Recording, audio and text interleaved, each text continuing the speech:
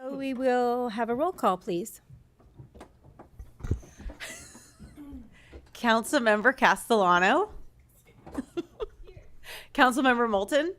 Here. Councilmember Fernandez. Here. Councilmember Bauer. Here. Councilmember Contreras-Deloche.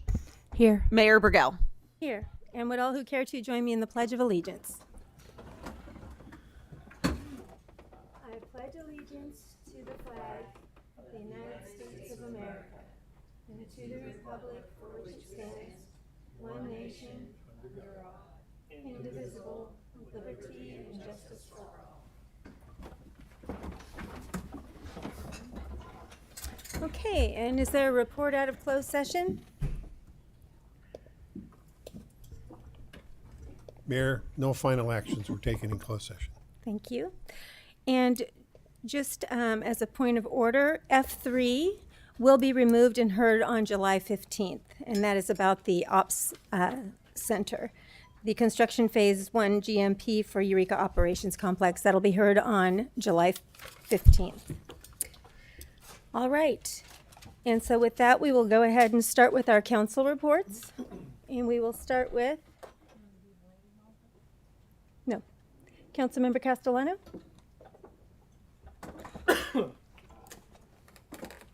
Sorry, I wasn't fully prepared to report, but We can come back to you. Would that be helpful? yeah, come back to me. Okay. Thanks. Councilmember Bauer. Thank you. Yeah, let me see here and get my notes. A lot of meetings. I think Cal Cities had I'm on the finance committee for the state of California board of directors for Cal Cities. Had a couple of meetings there. Redwood Coast Energy Authority, which I chair. It's an interesting time for people that are paying attention to federal funds and how that affects our ability to develop more renewables. So it's a really challenging time for the state, for cities who have, mandates and objectives to, develop more solar, wind, and all those things. So suggest you tune in onto one of those meetings to understand kind of what we're dealing with as we try to make our community more sustainable when it comes to energy. I had a bunch of other meetings, but I will say, can't remember the last time. It's only been 2 weeks, or has it been 3? Been 3 weeks. I also did. We had an exchange student that from Finland that we just sent home, and I just say that it was a wonderful experience for Rotary. Does a great job of having helping with exchange and getting students here. And if you have an opportunity to bring a young person into your home from another country, I suggest you do it. It's really, we've done it twice now, and it's been great for our family. And just this, what you learn from others, from other countries and places of the world is really valuable. So I recommend it highly, and they're always looking for host families out there. So, and I'll just end with that. Thanks. Thank you. Councilmember Fernandez? Yeah, much in the same vein of everyone else. I'm just putting together my report now. Caught me a little off guard, but thank you. I know I'm planning for an upcoming trip here, I think, from the 20th through the 24th, going to Atlanta, Georgia for the National Association for Latino Elected and Appointed Officials, the NALEO conference. In particular, I was very welcome to have received a scholarship for both travel and lodging, with the caveat that I attend the workshop on housing and home ownership. So looking forward to the rest of their agenda. And then I know when we had last spoke, Councilmember Moulton and myself had met with the chamber in our 2x2, and I've since reached out to some of the advocates for the unhoused, and I'm trying to put together at least some sort of dialogue with some of the business owners. So I still need to finish and reach out to the chamber and their executive director. So thank you. Thank you. Councilmember Moulton? Thank you very much. I don't have any travel to report. I did attend the reopening of Humboldt Bay Fire Station 3 after it was closed for a remodel. The firefighters have been back in there for a little bit. We had an official reopening, attended that with the mayor. who got to cut a fire hose in half instead of a ribbon. Attended, I suppose that was supposed to be a 2x2, but it was just me with economic development. Did the chamber. The Humboldt Bay Fire Board meeting the July meeting has been postponed because of vacations, and we didn't have a quorum. And we'll have another meeting before we go, but I guess I'll talk about that later. Never mind. I'm going to say it now. Mayor Burgell and I have been invited to Kamisu, Japan. Eureka's sister city is celebrating their 20th anniversary of becoming a city, and they are going to fly Mayor Burgell and myself and the leader, and Jay Tillman, leader of the Eureka Sister City Project, over to Kamisu for their anniversary party for about one day, but I'm looking forward to it anyway, representing Eureka and California in Kamisu. That's all I have for now. Thank you. Thank you. Councilmember Castellano? Great. Thanks for your patience there. Let's see. I organized a presentation with Aaron Eckhouse of California YIMBY at the Community Economic Resilience Consortium Group. I attended a meeting with residents on C Street to share information about the bike boulevard. I just want to thank Jesse Willer for and Miles, City Manager Slattery for presenting some really great information there. I attended the Humboldt Transit Authority meeting at which we adopted the budget there, and the trail opening for the Eureka Arcata portion of the trail, and it's really exciting. So there's so much enthusiasm around that trail being open. So if you get a chance to take the trail between Arcata and Eureka,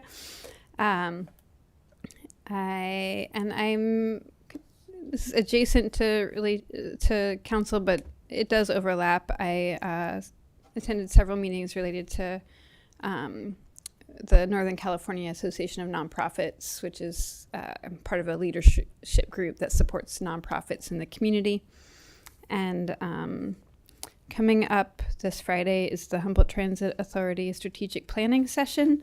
And just so folks know, the North State Transit Symposium is taking place next week in Fortuna on the 15th through the 17th of July. Kind of a whole bunch of transit leaders, bus service companies from the northern part of the state and really throughout the state are going to be here to share ideas around transit. And folks should really understand that our local transit authority is really showing a lot of leadership in the state and in the nation in terms of hydrogen buses and a lot of the innovations around transit. So, buses are free this month. So if you get a chance, take a bus. All right, that's all I've got. Thank you. Councilmember Contreras-Deloche? Yeah. Okay. So I online attended the Board of Supervisors. They had a presentation on economic development. I attended one of our Friday night markets and got to speak with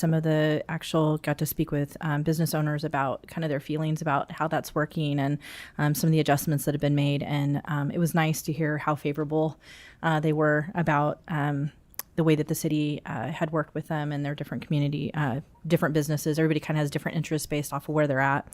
I attended the Home and Garden Tour. I also attended the Cal Cities Community Services. We talked about a number of different ways that budgetary changes are going to affect different programs in California and how that might trickle down and disseminate into our local communities. I got to go to a fundraiser and hear Frankie Myers speak from the Yurok tribe and talking about community investment and environmental investment. I got to visit the Crowley temporary housing that we have. And I actually used our trail to do that. So I spent 3 days on the trail. My spouse and I went Scott has something to say over here, but we but we had we got an opportunity to go across the trail. It's beautiful. I definitely think we need to figure out ways that we're going to increase accessibility for people who don't have the same kind of mobility as the rest of us. It's a really beautiful trail, and I would love for everybody to get to experience that. Let's see. One of the things we talked about for Cal City's community services, one of the goals is effective disaster preparedness, and there's a couple of trainings that are going to be going on up in Blue Lake that I'm going to be attending on leadership and kind of our role in being prepared for disasters. And then other than that, just meeting with different constituents, taking calls and talking with everybody, and I think that's the bulk of it. Thank you. And for my mayor's reports, I'd like to report that I was able to go to the Coast Guard change of command and say goodbye to Scott Powers, Captain Scott Powers, and welcome Captain Michael Baird. It was a beautiful ceremony up where the helicopters are in McKinleyville. I got to walk in support of human trafficking awareness and have some really in-depth conversations with a couple of survivors. Powerful, courageous women. And they could certainly use our support in many ways. I, too, attended the grand opening of the Bay Trail, which is fabulous. Lived here my whole life. I've never been behind Brainerd, when you're going out towards Arcata. And now, guys, we can go back there. It's absolutely gorgeous. And the next day, we rode our bikes out to Arcata and then all the way back. And it was so beautiful to watch the fog come across the bay and have the sun. And it was just a fabulous thing. So if you get an opportunity, I'd really encourage you to use it. You can go out to Arcata, take breaks. There's lots of benches. Have some ice cream in Arcata and come on home. Let's see. I did the Arcata Marsh Run on the 4th of July. Bested my time again, so super excited about that. And I had the honor and privilege of meeting Jared and Kim with Pyro Spectacular, and I was gifted the opportunity to sign 2 bombs for the fireworks, one for my mother, who died in 1984, and one for my cousin, who died 20 years ago to suicide on 4th of July. So that was a very special moment, and I appreciate being invited and having that opportunity. I attended the Old Town festivities on the 4th of July, and really want to thank Amanda Kruschke for really doing a great job. I know it was a big team effort, but she goes out there like 6 in the morning and stays out there till like 8 at night. And I want to appreciate the dedication that she has to that work. And it was a lot of fun. I met with a lot of constituents, rode the new trail. I went to the ribbon cutting for Humboldt Bay Fires, their new Station 3. It's so beautiful.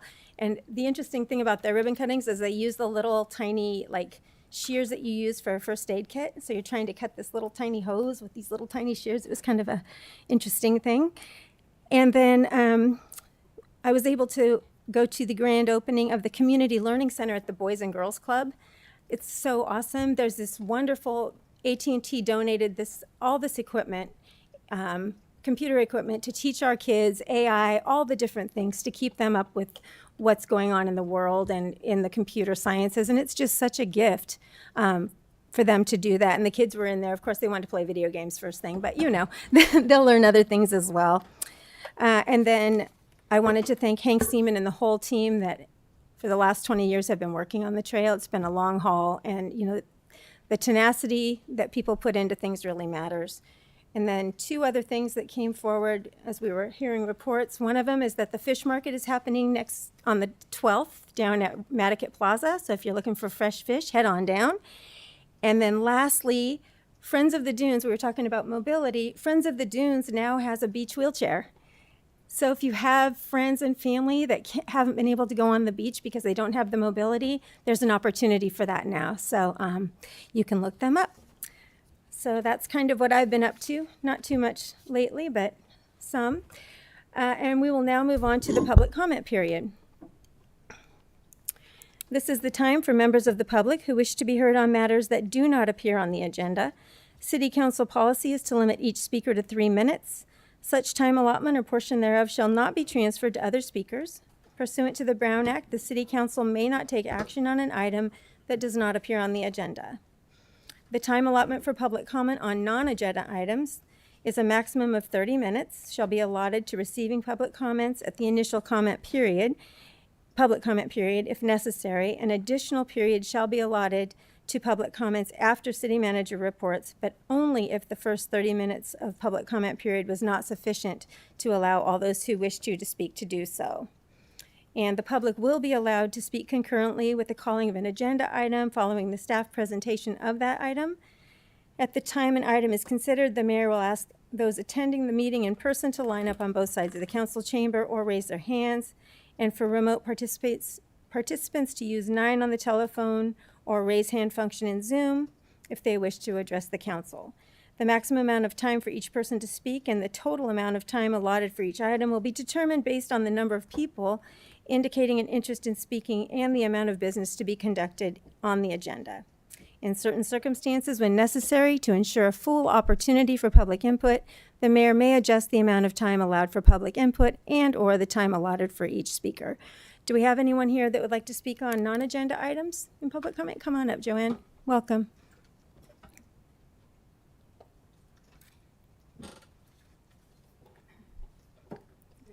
Good evening. I don't know if it's just me and my bad hearing, but everybody's so soft-spoken. So maybe keep your mic or turn up the volume a little bit. Oh, your mic's not on, Joanne. Okay. It's at the base of the microphone. Okay. We hear you now. But same about you. My name's Joanne McGarry. Thanks for hearing me out. And I do live in Arcata, so that's what I have to say to begin with. But I was in Eureka speaking at the County Board of Supervisors this morning, and I had to take some friends to the emergency room at St. Joe's, and now I'm here to talk to you about climate and disaster preparedness, and also about bicycling and other ways that we travel around our county. And I will start with that. I have an e-bike now, and I took it on the trail on the day of the opening, and I took it 2 days later to go to a Board of Supervisors meetings, and I deliberately didn't recharge it so I could see what the reality was for me when I got to Eureka. So I had challenges parking safely at the courthouse, which I let the supervisors know. And then I fortunately got someplace to charge up my e-bike. But for those of us who want to use that as a mode of transportation, I want to make sure that places like the Earth Center and all have safe parking for all sizes of transport vehicles, like electric bikes or tricycles or recumbents or cargo bikes or bikes with trailers, because everything's not just a Schwinn 10-speed anymore in size and shape and all that. So we really, besides a beautiful trail, please really think about safe parking at the destination you're going to. And then again, for housing, whether you're rich or poor, safe places to park your bike where you live. I have to put mine inside my tiny apartment, and it's a tripping hazard. So I do what I have to do. But climate, we have a lot of information now about the floods in Texas, and we need to get our climate action plan going, and we need to stop. We need to reduce our greenhouse gas emissions.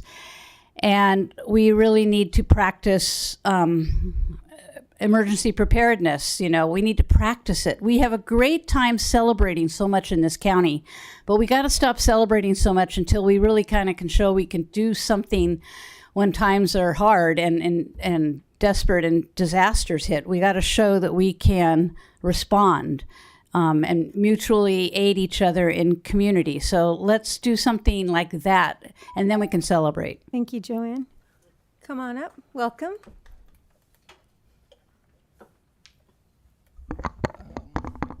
Hi, I'm Andrew DeWitt. Thank you. Welcome. I'm a special education teacher here in Eureka, and I'm also a member of the Humboldt Tenants Union.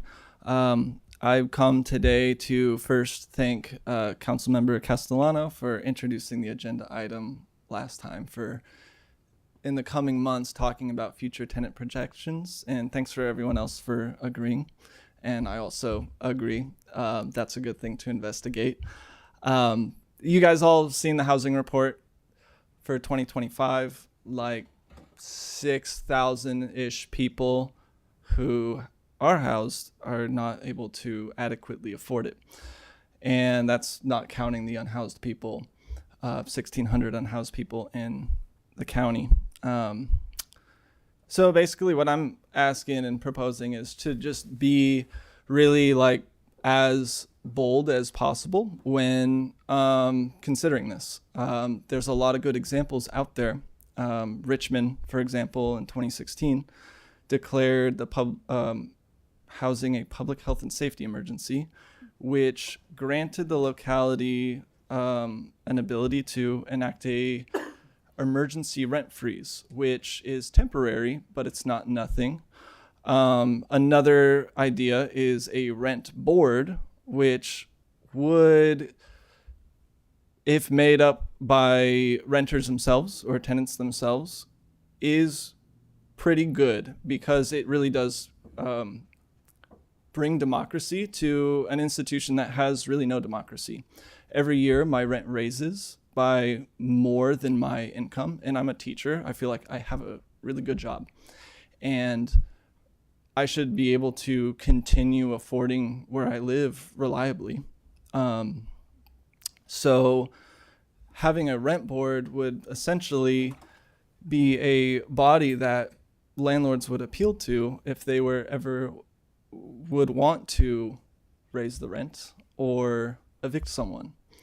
And really, tenants kind of don't have any say in when the rent is raised, by how much, or what that money is spent on. We kind of are just told like, oh, you can move, or apply for a voucher, or some other really just like, I don't know, just nothing really. So this is me asking you guys to be bold, and there's a lot of people out there who are not afraid to be bold, and they're snatching people up in the street and ruining everyone's life. And yeah, and also on the Velo thing, boycott Avelo. Thank you. Thank you, Andrew. Come on up.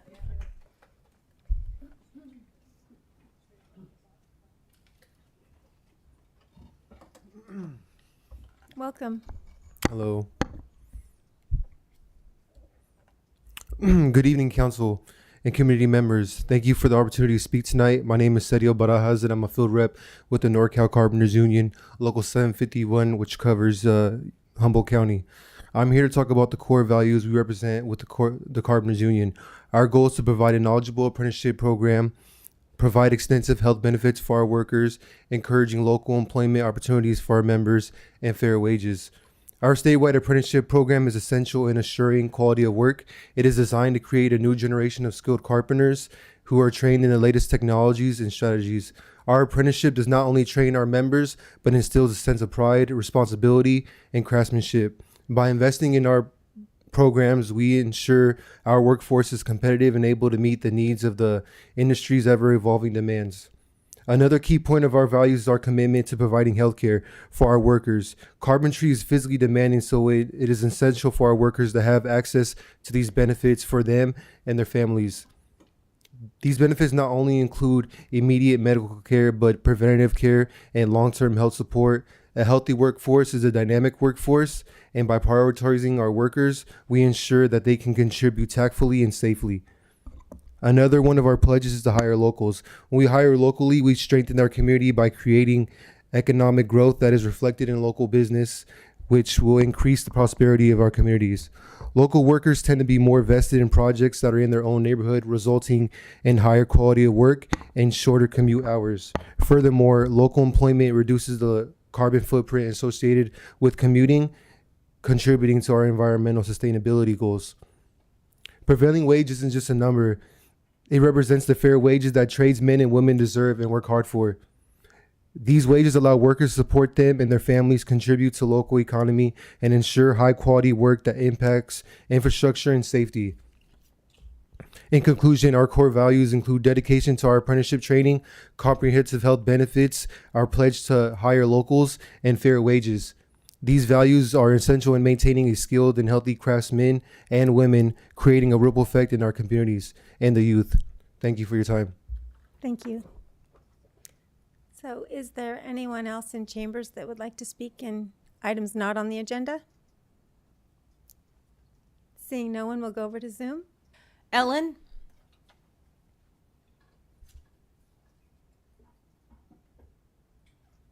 Hello, City Council.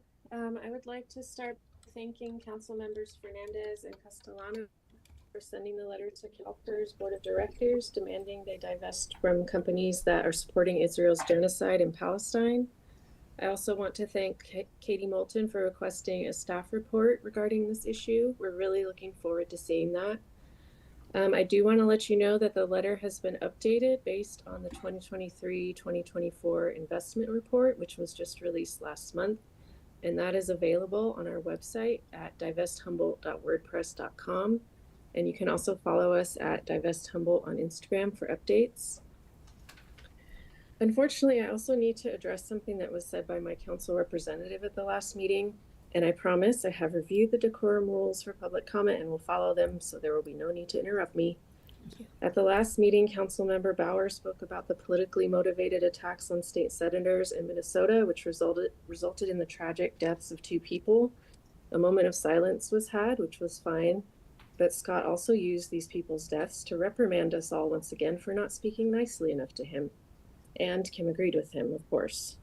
The alleged assassin in these attacks was a right-wing white man with a history of military service. And yet the only people I've heard Scott directly admonish for our public comment are those of us who spoke out against the city's proposed ordinance that would have made homelessness illegal. He made these comments on April 15th of this year, so it's hard not to see last month's comments as a continuation of this admonishment.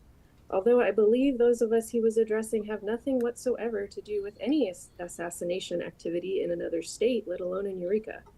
Furthermore, I was appalled to hear Scott use this tragic loss of life as another excuse for him to whine about having to listen to us disagree with him. Once again, Councilmember Bauer is using his platform to center himself and his feelings, and in this case, use the deaths of people in another state to do so. Frankly, I'm tired of having to use my public comment time to call out these deplorable statements by my own council representative. Please do better. Thank you. Jamila?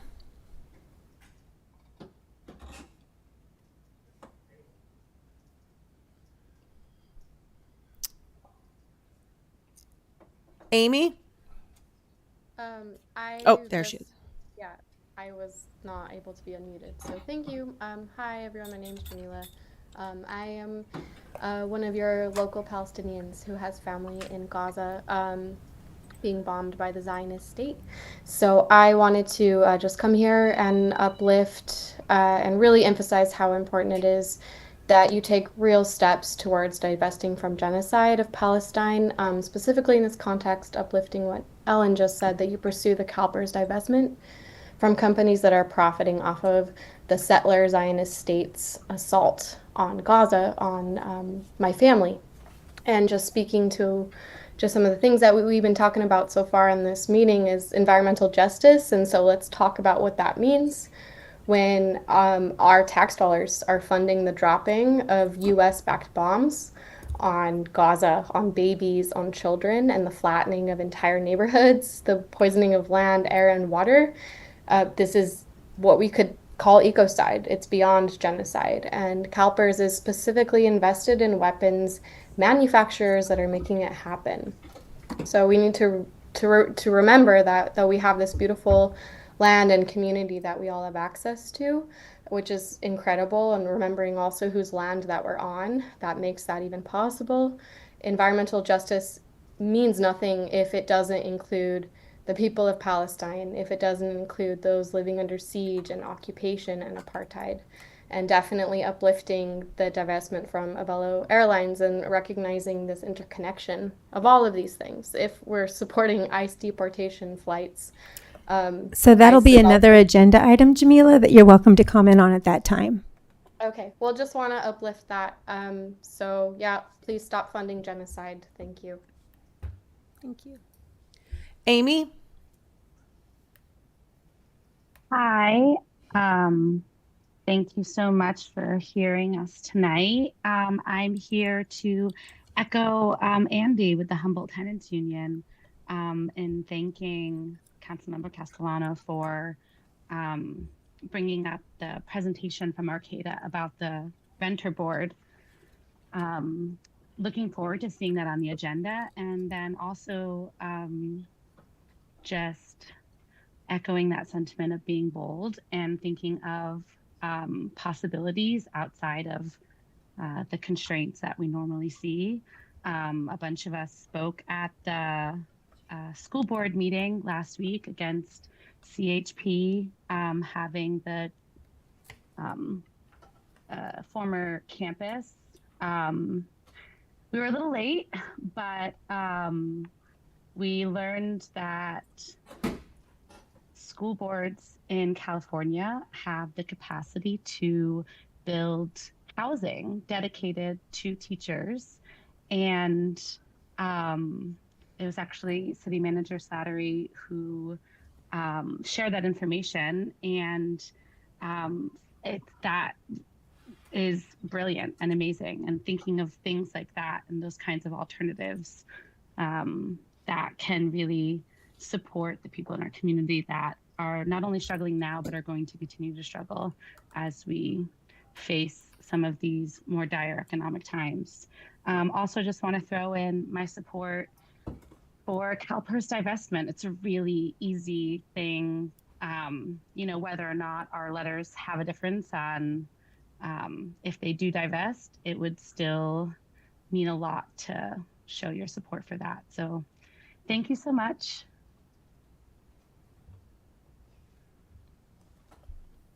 Thank you, Amy. Okay, and with that, we will close the public comment and bring it to public hearings. Public hearings are scheduled for a time certain of 6 p.m., which we're a little late unless noticed otherwise. And we'll call up Director Millar with the proposed fee schedule.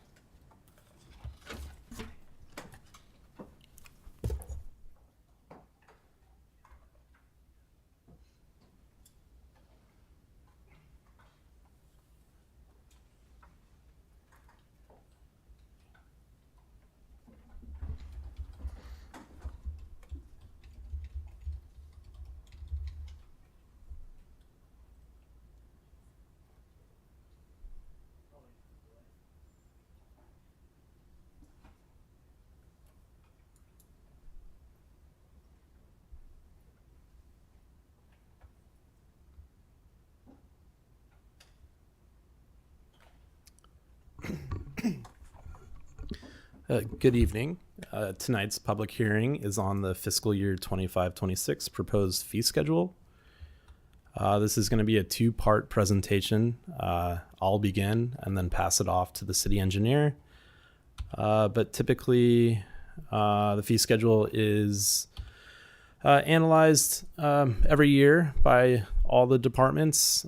We look to essentially recapture the cost of providing a service. And it's a comprehensive fee schedule. It incorporates most departments. If you have any questions about any individual fee, I'd be happy to answer your question.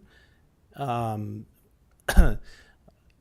that does not include the sewer lateral fee, which the city engineer will speak about afterwards. So that is all I have for tonight. Any questions? Yeah. Councilmember Bauer? Thank you. I was looking at page 27. It's the tree removal permit. I think it's E1. I'm just curious, what does the fee actually cover? So I believe that Director Kenyon should be on Zoom. I believe this is related to the previous ordinance. Never mind. Yeah. Go for it. The tree removal permit is if you're removing more than 5 protected trees of 24-inch diameter or greater in a 10-year period. And the fee is because I believe there is a public hearing on it and noticing. Okay. That's what I was curious about. Thank you. Councilmember Contreras-Deloche? Hi, I just had a couple of questions. It was page 48, 49, and 50. It was all fees related to just changes in fire. And I just was curious. So, for instance, on page 48, talking about work performed by streets and maintenance administered by the fire department, going under there, the costs per hour, and some of these have like 40 and 50% increases. And I was just wondering, is that because they were priced way too low? It just seems like that's a big difference. And I was wondering how to account for that. Can you read the fee again? I'm sorry, I don't have it. Yeah. So, for example, on page 48, there's the state mandated licensed facility inspection section, like final fire clearance per hour, 1 hour minimum, $98.60. Proposed change, an increase in $43.40 for a total of $142. And so about a 40% increase. Or no, maybe that one's about Okay, 30. so it's not related to Am I in the wrong removal of fire hazards or anything. It's more Chief Citro. Yeah, I just, Can yeah. you come up and help out, Councilmember? Thanks. Sorry, Contreras-Deloach? Chief. I was just asking that It's- question because sometimes Public Works has to do something. Yeah, related I to just fire. wasn't sure. That one too, that I was curious about that one. And then right underneath it, it's like new and remodel project inspections. You know, some of those had increased from 295 to 426 or 197 to 284. It was a big enough leap that I was wondering if it was because we were under or like what had happened. Yeah, so what we discovered when we adopted our fee schedule for the JPA, which the city also has to adopt to, that our fee schedule has not been increased since the formation of the JPA in 2013. So those costs have not gone up. Specifically to the plan reviews and things like that, we use a third party to do our plan checks and reviews for us, and their costs go up, so we get 100% recovery of that cost for that. In regards to the state mandated inspections that we have to do in regards to R1, R2, which are apartment buildings, schools, institutions, and things like that, those fees have not gone up in 10 years. And we developed a cost recovery formula based on staff time that's used to do those inspections, whether it's the fire marshal, the fire inspector, and our administrative assistant who does the billing for those. So those are all calculated into that, and that's the fee that we came up with because they were based off of 2012 numbers and salary schedules and things like that. Yeah, I wondered when I was going through it, I thought some of these look a little bit low, and I wasn't sure what the reason was for it, but it sounds like it's been sitting there for 13 years. It has. And It has. hasn't. When I took over and we went to adopt the fee schedule, I sat down with the fire marshal and the business manager, and we looked over all our fees and discovered that, and went back and back and back and tracked them all the way back to the formation of the JPA, that they had not been updated in 11 years pretty much. So. Well, I appreciate your attention to it. Thank you, Chief. Yeah, and it does represent a true cost recovery of what our cost is to provide those services. So, Yeah. okay, thank you. Thanks so much. Mhm. That's it. Councilmember Castellano? Thank you. This is related to the lateral fee increase. We're going to do a quick presentation on that okay. with Director Sorry about Willer. that. Oh, never mind. Oh, go ahead, Councilmember Bauer. Yeah, on page 43, deals with water rates, and they're going up about 10% this year, roughly. Yeah, and this is probably more for the public. We have pretty massive infrastructure projects going on related for a number of reasons, trying to reduce our outfall, our effluent issues.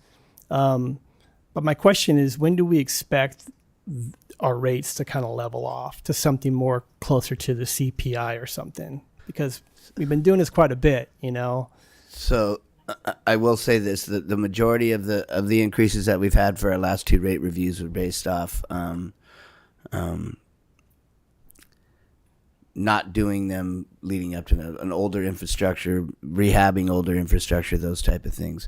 In the future coming forward, I don't see any flattening out, especially due to our permitting issues related to wastewater. Maybe on the water side, we'll catch up and we'll see that flattening out. But from the wastewater side, because of our permit situation, because of the consent decree that we have with the court decision, I don't see that happening at a minimum in the next couple of rate reviews.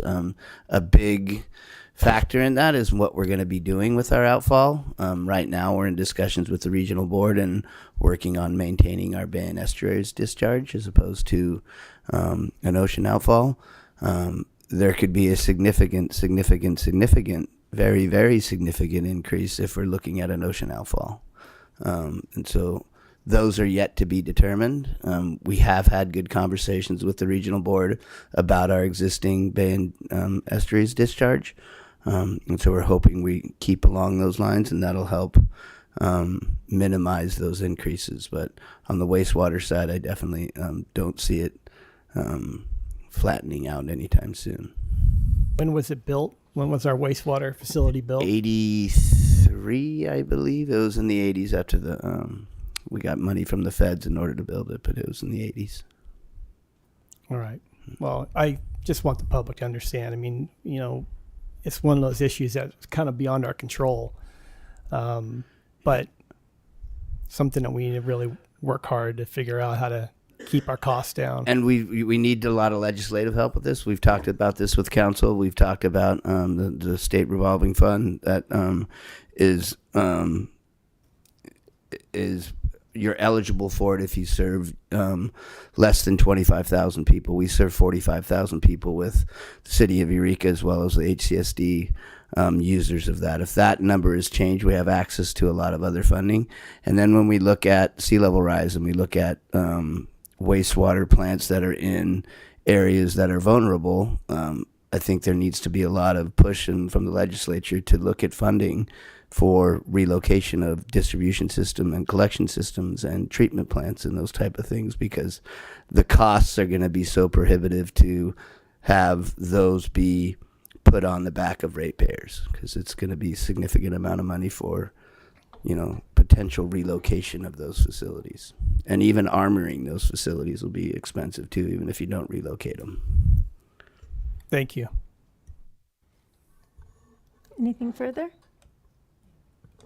Councilmember Gutierrez-Deloge? Back to the point that Councilmember Bauer had brought up, I know I had said, I think the last time we raised them, that I wasn't going to raise them again, that I was going to vote no this next time this came in front of me because people are broke. And I just am wondering that, you know, and obviously everything's coupled together, so I'm not in a position to do that. But I'm just wondering if there isn't anything else that we can do, because I mean, really a 10% increase is significant when nobody's income is increasing at that pace and people are really struggling. And so I am very uncomfortable with us continuing to increase rates on ratepayers. I'm not uncomfortable. I don't want to do it. Yeah. So this was a part of the last rate review, and when we did this, it was over a 5-year period, and it was spread out. I forget what the water and wastewater side, but one of them was at close to 60% over those 5 years. We are going to be doing another rate review next year, correct? Or is it 2 years? So fiscal year 26-27 is the final year of the previous rate study. So we'll begin looking at a new rate study sometime next fiscal year. Yeah. And, you know, a lot of these things we're trying to decrease the costs through those sea level rise things. We're looking at funding to protect not only our infrastructure, but also prepare for sea level rise, so we can get kind of, you know, climate change type of grant funding that will help offset the cost for our wastewater treatment plant. So we're looking at those options because those are available to us, and there are grant fundings available for those, you know, living shorelines, you know, armoring shorelines, those type of things. There's those monies available for sea level rise, not necessarily for wastewater, but it'll help alleviate the costs that we'd have to put on our ratepayers for those situations. As far as the treatment plant and stuff like that, there really needs to be some legislature. There needs to be some really big time legislature. When the Clean Water Act went through, we had to put this treatment plant in place. We had hundreds of millions of dollars that are made available to us to build this treatment plant. And when we're looking at big changes like this, whether it's us or Monterey or different people that are along the coast that have their infrastructure in those locations, it's not reasonable for even affluent areas to be able to cover those costs. So we don't know exactly what our next rate review looks like. We do know that we are going to have another increase coming up. That was based on the previous approval from council for that 5 years. But we don't know what that next rate review looks like until we actually go through it. Thank you for such a thorough answer. I really appreciate it. I know you and I talked about this at one point. I had said, is there any way we can try to tier things so that people with lower incomes or they're older? And you said, no, it's against the law. Well, and I want to clarify, if council chooses to subsidize that with general fund monies, I believe we can do that. We can change. Correct, Lane?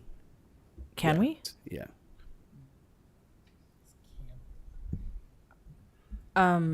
Okay, that'll be in a requested future item then, I guess, for you guys to come back and explain or report things to us at another time. My understanding, I thought it was something that we couldn't do because I knew that the governor had vetoed multiple attempts for that to be changed, but there's some other workaround where we could. Prop 218 doesn't allow you to base your rates off of that, but if council chose to say we want disadvantaged community members to be subsidized, we can find an alternative source, not from the enterprise funds itself, from another funding source like the general fund, to offset that cost. Okay, I don't want to belabor is it okay if I ask one more question on this along the same line? Is that, do you know what kind of limitations are placed on that? Is it something that can be done for people who are elderly, handicapped? Is it based off the income, age, disability? Like our discretion. Yeah, it's your discretion. We can design the program as the council sees fit. It's just remember that comes from the general fund and would go away from the general fund for other purposes. But yes, no, I understand that. There's a lot of different things that the general fund goes to. I think making sure that people are able to keep their water going when they're in poverty might be, or elderly or disabled would be a significant good use in my opinion. Thank you. Thank you. Councilmember Castellano? Only because it's come up in the course of this discussion. I mean, we have had programs that did, offer relief for folks who were unable to, pay the full of their bills or pay their bills. Are those are still ongoing? Am I correct, or they've subsided? Or yeah, we did a huge program during COVID. We used a lot of our I think it was ARPA money, was it not? It was the CARES program. Yeah, the CARES program. We used money program, to cover costs associated with that. It's not happening now. We don't have any funds left over, correct? We also did as part of the participatory budget process. Okay, that was the one I was thinking. Added more money to that program, but yeah, we could quickly put that back together with the funding. Yeah, and we did that, I believe, was for rent, though, wasn't it? And utilities. It was both rent utilities. and utilities. Yeah, we did do that. Yeah. Okay. We also delayed water and wastewater increases during the pandemic. So instead of, because the fee schedule or the rate study assumed that we would do increases every year, and we delayed it, I believe, 2 years during the pandemic. Anything further down here? Go ahead.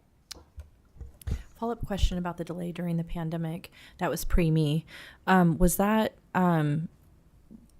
just anybody who was kind of struggling and it was based off the fact that it was during the pandemic? What was the parameters on that? It was the entire rate increase. So basically, instead of going 10%, these aren't exact numbers, but just to say, in 2020 we were supposed to raise it 10%. In 2021 we were supposed to raise it 10%. In 2023 we were supposed to raise it 10%. We didn't raise it 10% in 2020, and we didn't raise it 10% in 2021. But in 2022 we raised it 30%. And the thought process on that at that time was what? Like what was that lessen the impact? ARPA? One of the major categories with the ARPA funds, or the eligible categories, was water and sewer infrastructure.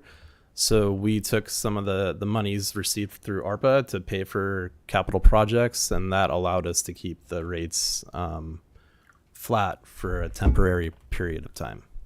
And I guess that's maybe a question for council members that were serving. Was the intent basically like, hey, we're during a pandemic, and assumption of kind of financial strain during that time? I would argue we might be there again. Okay, thank you. Okay. So sewer laterals? Yes, so I'll invite City Engineer Willer up here. Derek, can you pull up the presentation?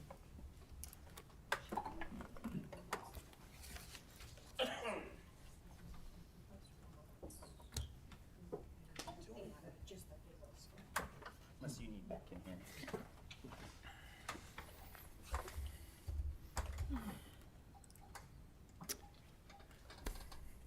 right. Good evening, Mayor and Council.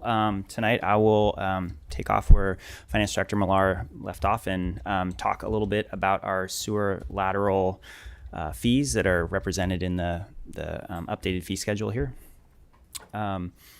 We have a little background on our sewer lateral ordinance. I feel like we talk about this an awful lot, whether it's during capital planning or the few instances we've met on this particular topic, but I'll give a brief background for everyone anyway.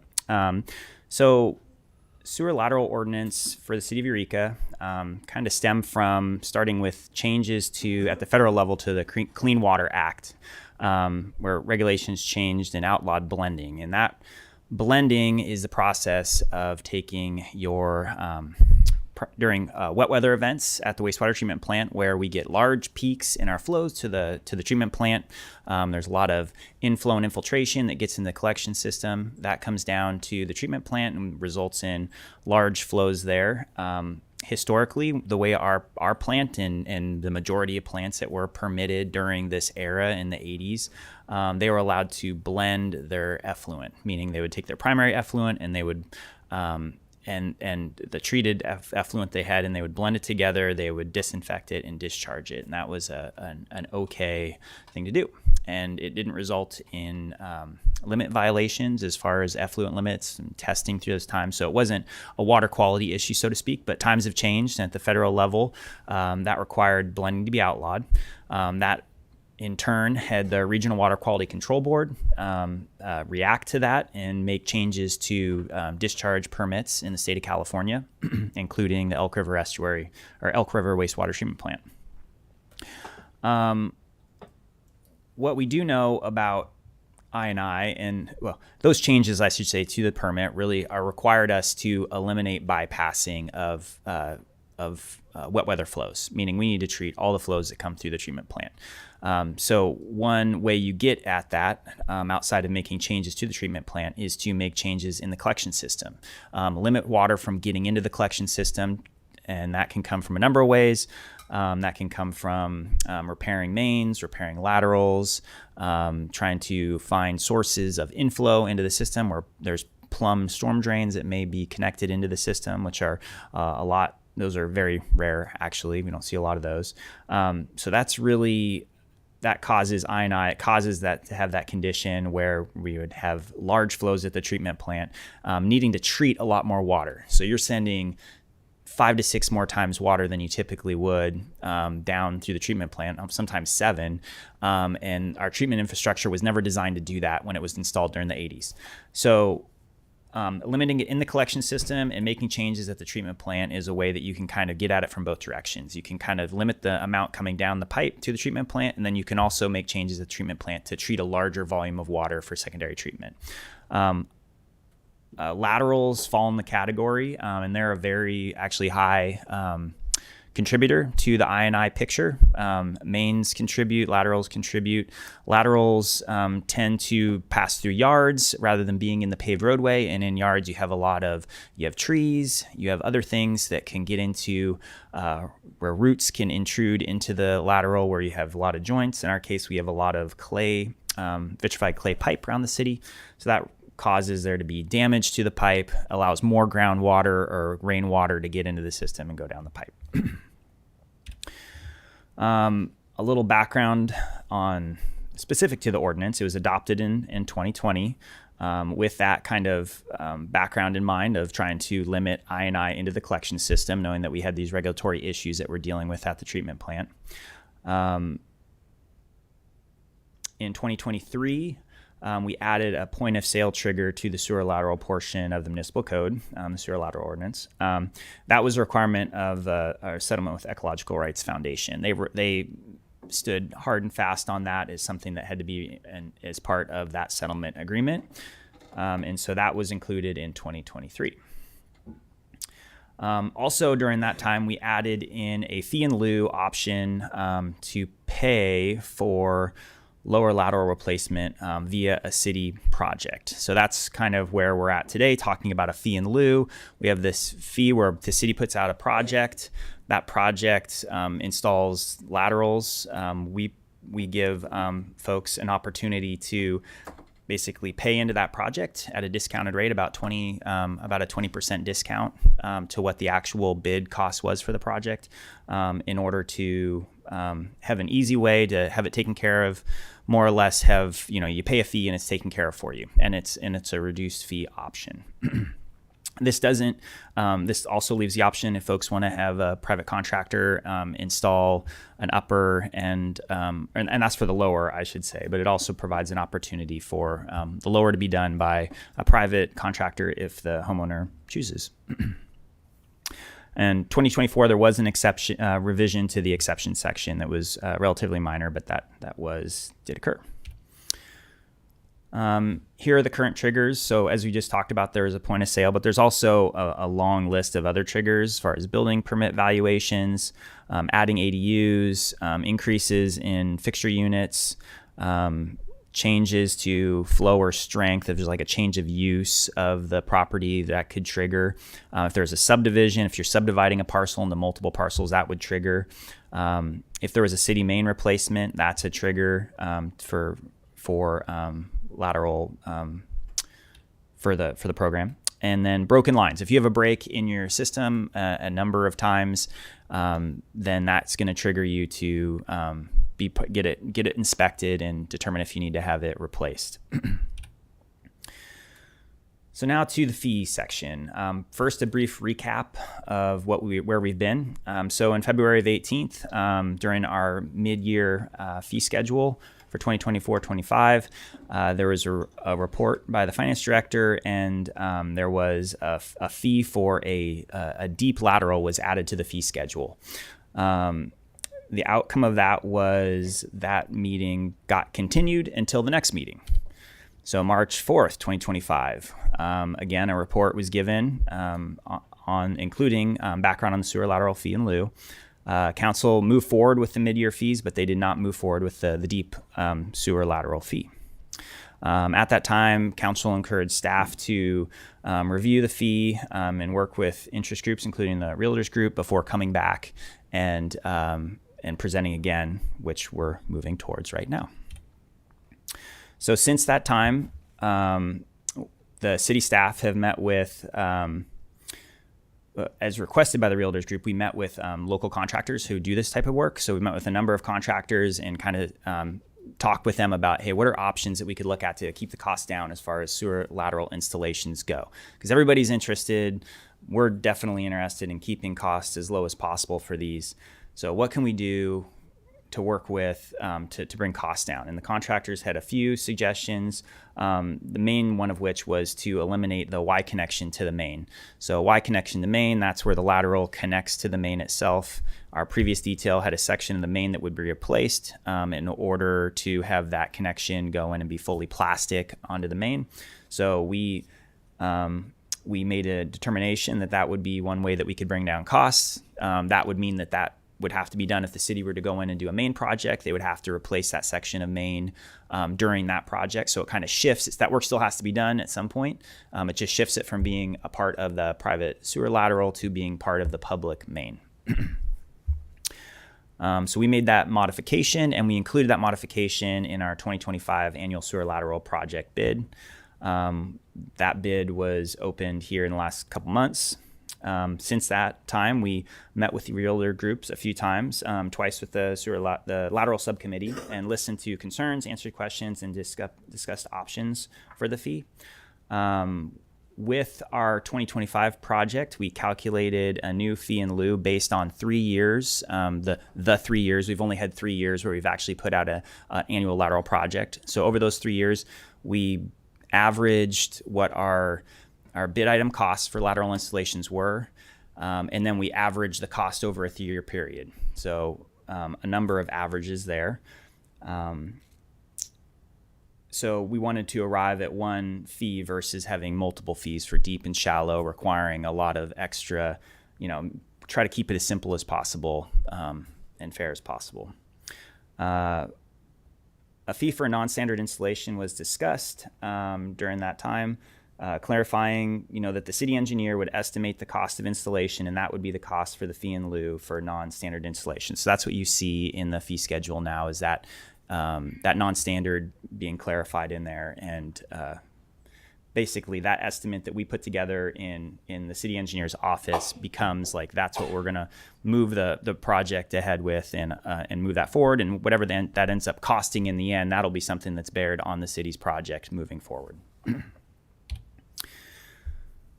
Fee in lieu calculation. So this is the calculation, trying to be as clear and with everyone. This calculation was provided to the realtors group, and hasn't. The only change that we've had since then is we've rounded down from what the actual cost would be, the $9,048, with that includes that 20% contribution from the city's enterprise fund.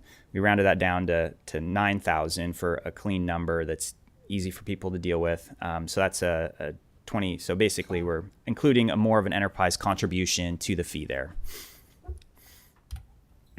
So this is what the fee schedule looks like currently.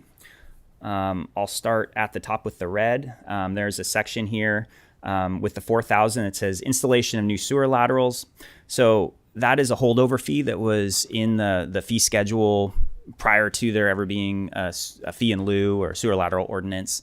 That fee was to have city staff go out and install a lateral for a new installation, and that doesn't seem to make as much sense now, considering that we're making that everybody else who's doing going through the lateral program, they don't have that option to use the 4,000. It also really reflects that our staffing, our sewer crews aren't really manned up in order to do that as well. We've kind of shifted resources that way.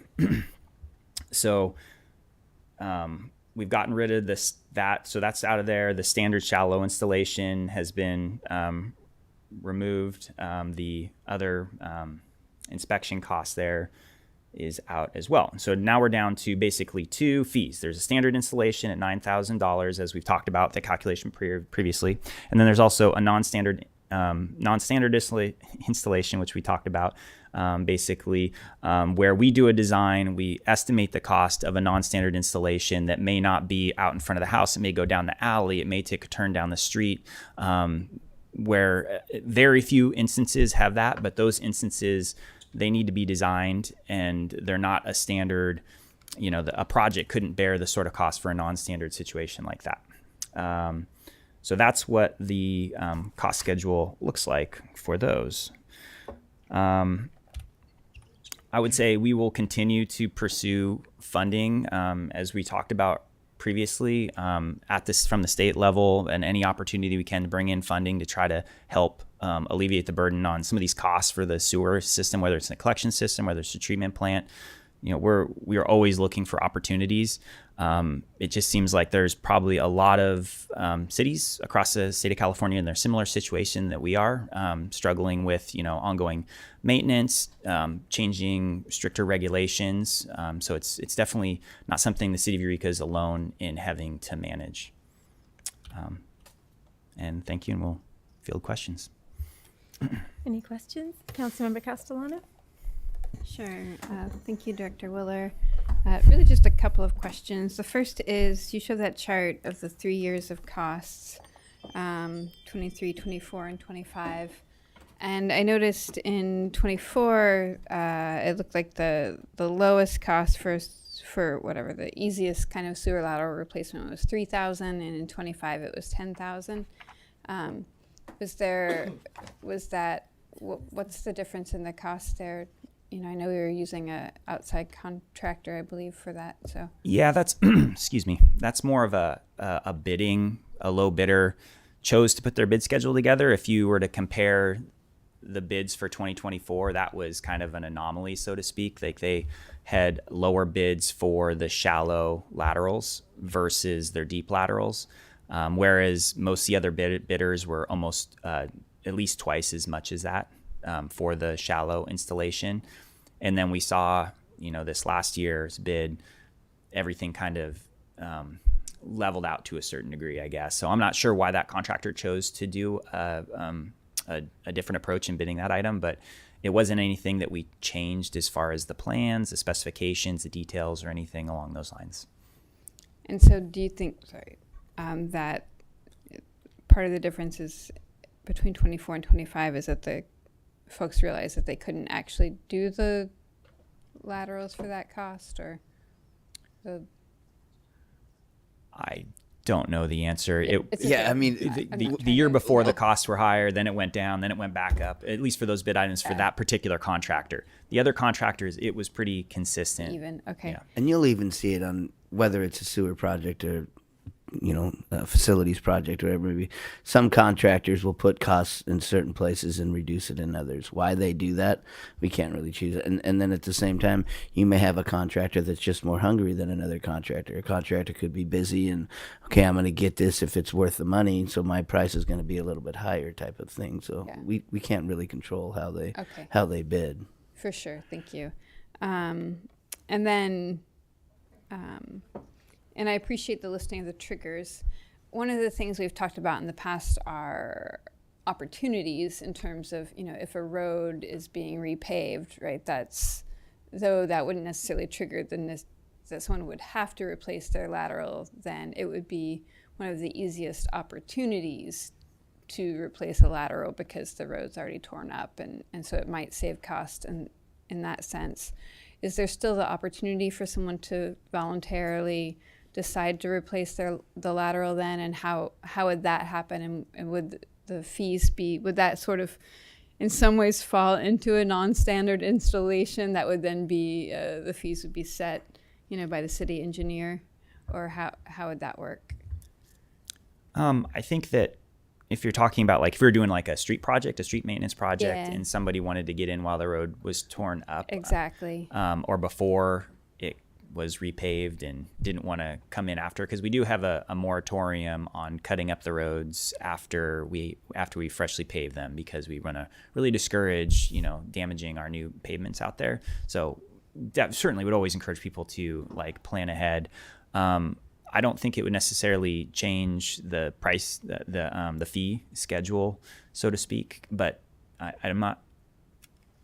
I think what Councilmember Castellano is saying is, if they were to choose to do that, that doesn't automatically. I'm trying to answer this question at the same time, so sorry. But just because they're choosing to do it outside of the regular process, it's not a non-standard. If somebody chose to do that and they had a deep lateral that was a regular lateral out in the middle of the street on the main, the costs would be the same, and it wouldn't be the non-standard that would require an engineer's estimate. It would still be the $9,000. Correct.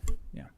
Would they be able to hire someone on their own accord at that time, and then they wouldn't be worried about those city fees whatsoever? That's why we put it in there as an option. I think Right. that's why he highlighted it. Nobody's required. If somebody's selling their home, they're not required to use the city's fee in lieu. They can go and replace the upper and lower on their own, and they don't have to go through us. They just need to receive a certificate. Yeah. I will say that during we've done sewer main projects before where the city's actually installing the lower, we've encouraged neighbors to talk to the contractor who's already on site doing that work to see if they can also take on their upper while they're there, if they're required to do it, or just, hey, we want to get ahead of it. You have a Class A contractor who's there doing the street project. So we've encouraged the contractor to reach out to the homeowners, to talk to the homeowners about reaching out. And so trying to give people an opportunity while you have somebody right there in your front door, maybe get a better price on doing the upper, but that's just encouragement. That's no requirement. Yeah, and I think the thing that I'm curious about in that instance is, how can we facilitate that communication better, perhaps, when roads are being repaved? And, for sure it wouldn't be a requirement then, but, for myself as a homeowner, I would want to take that opportunity to potentially, save costs later on by, doing it when the road's torn up and working that in.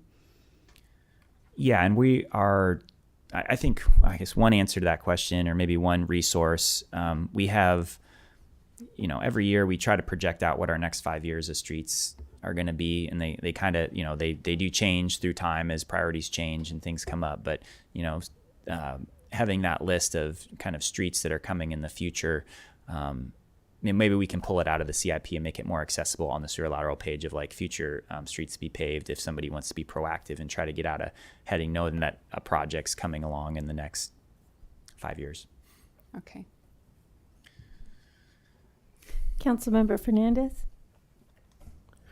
Thank you. Thank you for the informative presentation. I know in the past we've asked, and I think part of the issue is difficult to ascertain with the data is whether or not, how do we determine how many laterals we've replaced in the city? Are we able to do that? Well, not so much how many we've replaced. I'm sure we have that number, but rather how many still require some sort of replacement. Yeah, that's a number we can come up with a fairly good estimate. Mm-hmm. The thing that we just went through we went through an evaluation project the last 2 years. So we basically diverted money that we would typically put to doing sewer main projects. And we said, okay, we have this requirement by our consent decree. We're going to do a project to take care of this evaluation. They required us to CCT camera the entire system, to evaluate it for condition. So we had to do a PACP condition evaluation, smoke test, all the mains. So we were able to gather a lot of data from that. So we're still finishing the last project right now, but that data, we intend to use that to really put together a good database of what we have in the system. Because in the past, what we had was paper maps that came from as-builts from 70 years ago, where somebody hand drew in what looked like very standard offsets for where laterals were. And it's like, those don't tend to be in the right place. So it was difficult to say from our as-builts from the, 50 to 100 years ago, what was actually in the ground. So now we've gone out, we've cameraed the entire city, or we're almost done. We're almost done smoke testing. So we're almost there to the point where we have that data that we can say, we know where the laterals are, how many we have. We don't have the condition index of all of them, but we can say that we know how many we've replaced and we know how many remain. How many are going to be required to be repaired? That might be difficult to get our hands on, to not knowing, not having reviewed the condition of those laterals. Okay. And then you had touched on, or at least the presentation had showed that the city doesn't have the capacity to replace laterals. And so what is it that's missing then from that element? Is there anything that the city could do differently then to provide that service?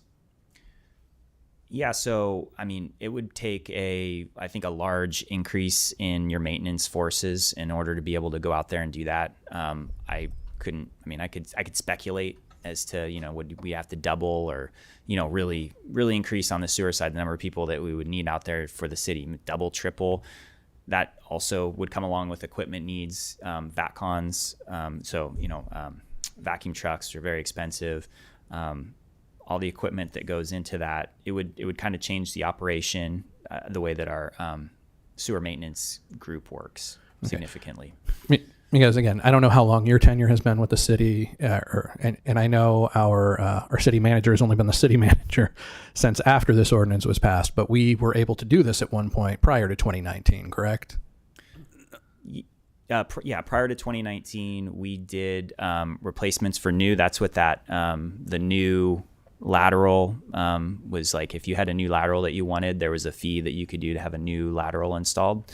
When it came to if you had an issue with your main, then that was still a plumber. You would need to take care of your upper. Mm-hmm. If there was an overflow or some issue, sometimes we get involved on the lower because we're trying to deal with a health and safety concern. But I think what you're referring to, Councilman Fernandez, is when we did work before, as far as the lower laterals are concerned, that was as a part of a main project, and that was done by a contractor even before that. So we had staff doing new installs. But when we would replace a main, we replaced the laterals along that line as well. And that was a part of a contract, not a part of our staff doing it. It was a part of the main replacement contract. Okay. And so then how was it done prior to that, understanding that the city wasn't the one to replace it, but to contract it out? So we did that based on the need to replace the main, and we figured if we're going to be ripping up the street, we might as well do the lower lateral at the same time. And so that was a part of, we never had a lateral maintenance program prior to our consent decree and prior to our new permit. It was just We done didn't on have an it. ad It hoc was done- basis? Yeah, or- it was okay. done on the basis of this main's been here since 1940 and it's leaking and we need to replace it. So while we're replacing it, we're going to replace all the laterals along with it. It had nothing to do with the laterals themselves, unless, of course, like city engineer Willer said, there's a break in it or some. There wasn't a health and driver safety. for people to have to replace their laterals previously. So there was just a lot less laterals being replaced out there. Okay. You know, so just there wasn't the same volume at all, I think, for the individual, homeowner versus, a city main project where we're looking at, usually pretty impacted mains and portions of the collection system. Okay, because I see it as hollow, maybe specious, but the idea that the lower lateral goes past the property line and into the public right of way, from my perspective, and connects to the larger sewage system, it's a public health and welfare issue. And so did the approving council at the time not consider what the cost may be if it were spread out to ratepayers? They didn't choose that as an option. We could Okay. look at that and we could get an idea of what that number is and what it would look like spread out over the entire rate base. Okay, thank you. And at that time, it could be determined, and I'm getting way far ahead and speculating, but at that time, if that was decided to do that, there would be maybe a decision, okay, is it cheaper to do this, via contract or via staffing? And what does that look like for the rate review? And what does that look like for, across the board rate costs? Would we hire twice the amount of staff in order to do this, or would we do this as a part of a bunch of main projects throughout? It would be significant, though, and a significant amount of money if we went that way. Okay. And then my last piece here is you had touched on the point of sale trigger inspection, which makes sense. The last thing you want is, effluent building up in your house or anything along those lines. But how is it that this inspection occurs when there's $50,000 or greater work permit needed? How would a new roof and gutter system, let alone a new kitchen, require the need for the inspection of a sewer system? It's just the threshold of a building permit that was set. We looked at across the state of California and kind of tried to look at where other cities had set this. Again, we're not alone in this. This is something that's happened before. So that tended to be, an average or a lower average that we felt, and there was discussion with council about that amount, as far as like building permits go, and that was the recommendation that was made at the time. But it wasn't set based on. It was looked at from the amount of work that's going on with a building permit, because surely that's an additional cost. It's pretty significant, if you have to replace it. This just basically triggers you to have the CCTV work. But clearly there's a lot of, majority of the laterals in the city are vitrified clay. So, the likelihood of you having to replace it's pretty high. The program is there to encourage laterals to be replaced because we have this I&I issue that we have to deal with at the treatment plant.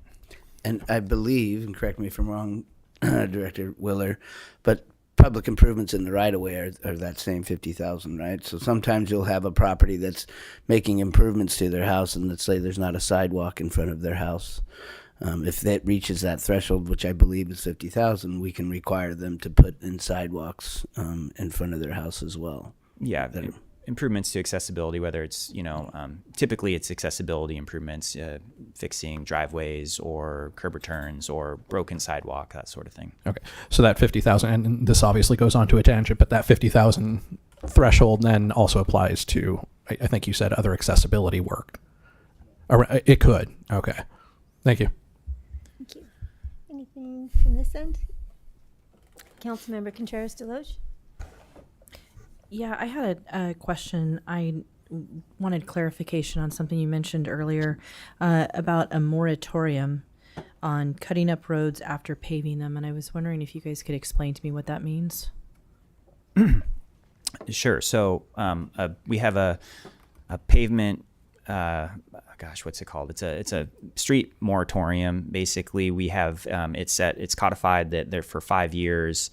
after a street's paved that, if you're going to cut up the street, there's other standards that you have to adhere to, basically meaning if you need to, for example, if we pave a street and PG&E comes in and say they want to put a new gas main in, then they can't just do like a regular trench width to do that. They have to extend their limits in order to repair the pavement to a higher degree because, it's a brand new facility that we just installed. But the same thing would apply to any cutting into a new pavement after we pave it. So if somebody goes out into Myrtle and they want to put they need to cut into Myrtle for whatever reason, whether it's one of our franchise utilities around here or it's a lateral in this case, they would have to do a wider patch through there in order to repair it to a higher level.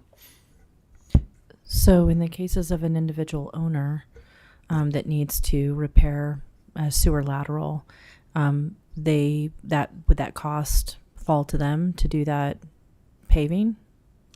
If they're not part of, yes. If they choose to use a Class A contractor to do their work, then the patch would be wider than if the street hadn't been paved. And so therefore there would be more cost. Typically there's more cost associated with that because you're putting more asphalt, more saw cutting, more materials. Okay. When you guys paved H&I, right after it was paved, there were a whole bunch of places where people needed to cut back in. What was the reason for that? There was a few different things going on there. One of the issues was we had, I think due to the construction, part of the sewer main where we had some issues with the sewer main had some failures. I think you'll see kind of a series of patches going down the center lane. So that's what those patches were there from is, a lot of vibratory compaction happening on the roadway and loosening up underneath where that vitrified clay main goes through there. But then there also were a couple of patches that were cut in there, I think for sewer laterals at the time. That was a question that I had. I think going back to that, when I'd asked, somebody had explained to me that vibratory compaction, basically the idea that it got jiggled and failed, and so then it needed to be repaired. What I'm wondering about just to be clear, it was the wastewater infrastructure that got jiggled and needed to be repaired because of the equipment being used to pave. Why is that distinction important right now? Because I thought you were saying it was the equipment causing the road to fail. It caused the... No, not causing the road to fail. I guess I wanted to make sure I asked the questions first. My question would be, when we were paving the street, because I remember what happened out on H&I, has this already happened, and what is the likelihood that we could cause somebody's sewer lateral because of the compaction vibration or vibration compaction? I apologize. What is the likelihood of that causing someone's sewer lateral then to potentially fail and need to be replaced, where we're basically causing the problem as the city? Yeah, we don't, I guess it's a couple different ways to look at it. The ones that we saw, for example, the ones where we got in and made the repairs ourselves, because I can tell you that because we cameraed them and looked at them before we went in and did the repair to try to figure out like what's going on, why did this fail, right? Like we do our evaluation and it looked like it wasn't so much that the pipe had cracked and failed and that the main needed to be repaired, but it, vitrified clay pipe has, they have joints that are about every so far. And those joints over 50, 100 years, the sealant that goes inside the joint degrades, no longer exists any longer. So those joints can kind of separate, whether differential settlement of the ground, or they kind of get pulled apart, jiggle loose. Those had caused voids to likely be over top of the main from fine sediments going into those joints. Then you roll a big, heavy vibratory plate compactor over top of that. You're basically like sending compacted effort down there, and it fills any voids in that area, and that causes it to fail. So we didn't see so much of breaks in our main as far as like damage to the pipe itself, as in those voids basically collapsing in when we rolled vibratory equipment over top of them. So we're not causing, by repaving streets, we're not causing citizens sewer main or sewer laterals, things that they would be on the hook for replacing. We're not causing the failure of those? I haven't seen that yet. Okay, thank you. Yeah. Councilmember Castellano?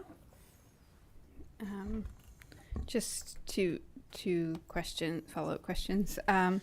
the first one related to Councilmember Contreras-Deloach's questions. Generally speaking, have you seen any like newly replaced sewer laterals fail from the result of street improvements? So like once they're replaced and new, they're good. Yeah, we haven't seen any Okay, failures great. from the new ones. And then the other question is, I know this, but just so it's really clear, if we don't have building owners pay for sewer lateral replacements, then basically we have to pass the cost. I mean, it has to be paid for somehow, right? Like unfortunately, we just don't have access to unlimited money. And so it would have to be passed on to ratepayers, generally speaking, which would be, more renters, more people who maybe aren't benefiting from home ownership. That could be the case, yeah. It would be across the entire rate-paying base, yes. Great, okay. Both commercial and residential. Thank you. Just wanted to clarify that. Councilmember Fernandez? Thank you. And then for this fee in lieu increase, is there any cap to it? I mean, the difference from 8,000 to 9,000 is about 12.5%.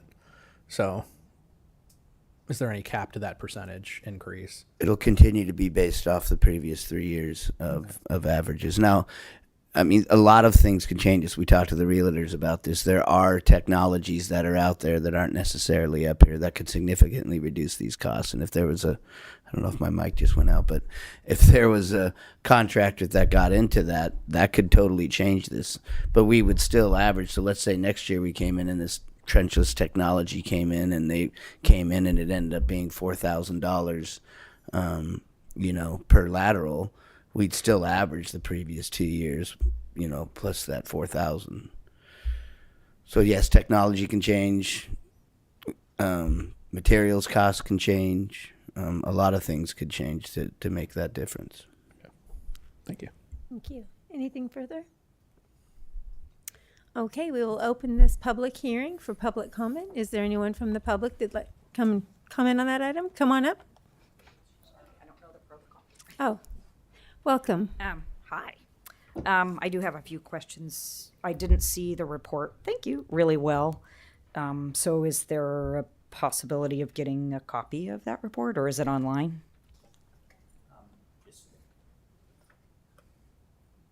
It is online.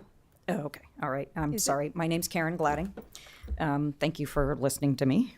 Like I said, It will not be online. been in front of you before. So I do have a few rentals. All are in the city.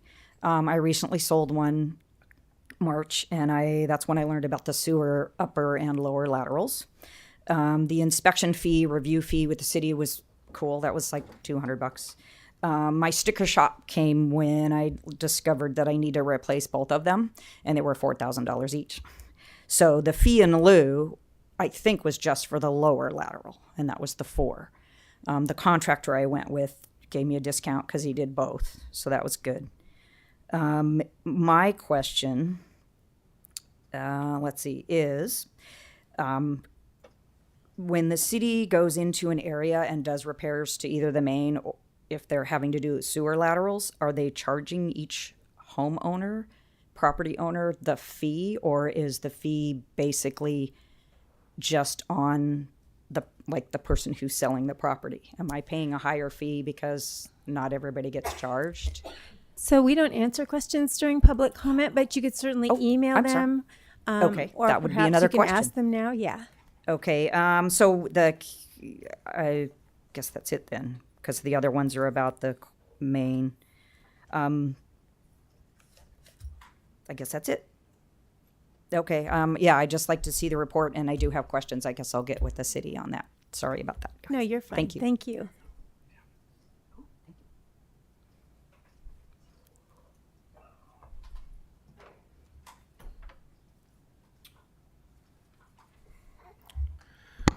I think your last comment probably illustrates most people's worries about this. You said that if a new technology contractor came in with a new technology and was able to do these for $4,000, that you would still charge an average of the last 3 years, even though the old technology is no longer being used. That seems to me like a irresponsible way to go about it. If a guy comes in that can do it for 4,000, why don't you charge us 4,000? Instead of gouging us for old technology. So, yeah.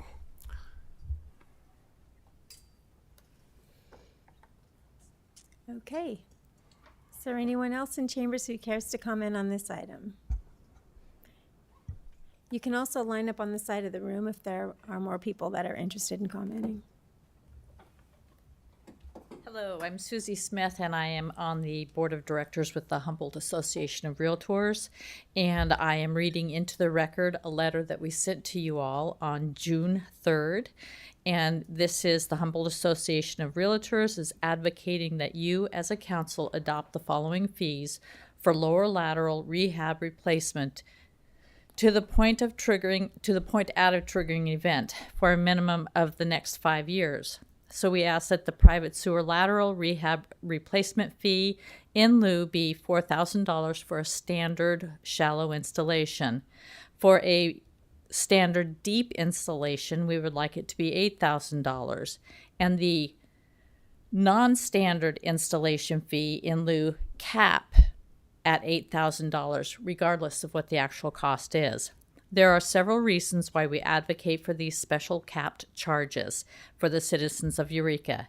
A major issue is the current uncertainty that when you are selling or buying a property in Eureka, as soon as you initiate the sewer lateral certification application process, you may be writing a blank check to the city for your lower lateral, not including how much you will need to pay your private plumber for the upper lateral work if required. It is rare to see a homeowner pay less than $4,500 to $5,000 for the upper lateral alone. Another inequity is when the city has already installed a sidewalk cleanout and a lower lateral by way of repair of an improvement project, which you had talked about a moment ago. That property owner now has at least $8,000 in equity at a minimum over another Eureka property owner that did not have the city-funded project.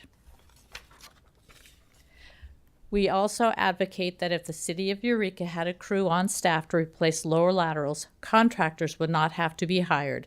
Therefore, prevailing wages would not have to be paid, and the cost of replacement would be less for property owners or at the point of sale. We included several more reasons in our letter from Attorney Owens, dated March 3rd, 2025, and attached with this letter. You may hear from staff that the methodology of their proposed fee is fair based on what the private contractor cost to replace lower laterals will be, and that the city is still absorbing 20% of the actual cost by only charging $8,000 or $12,000 by the engineering quote. Thanks. Thank you.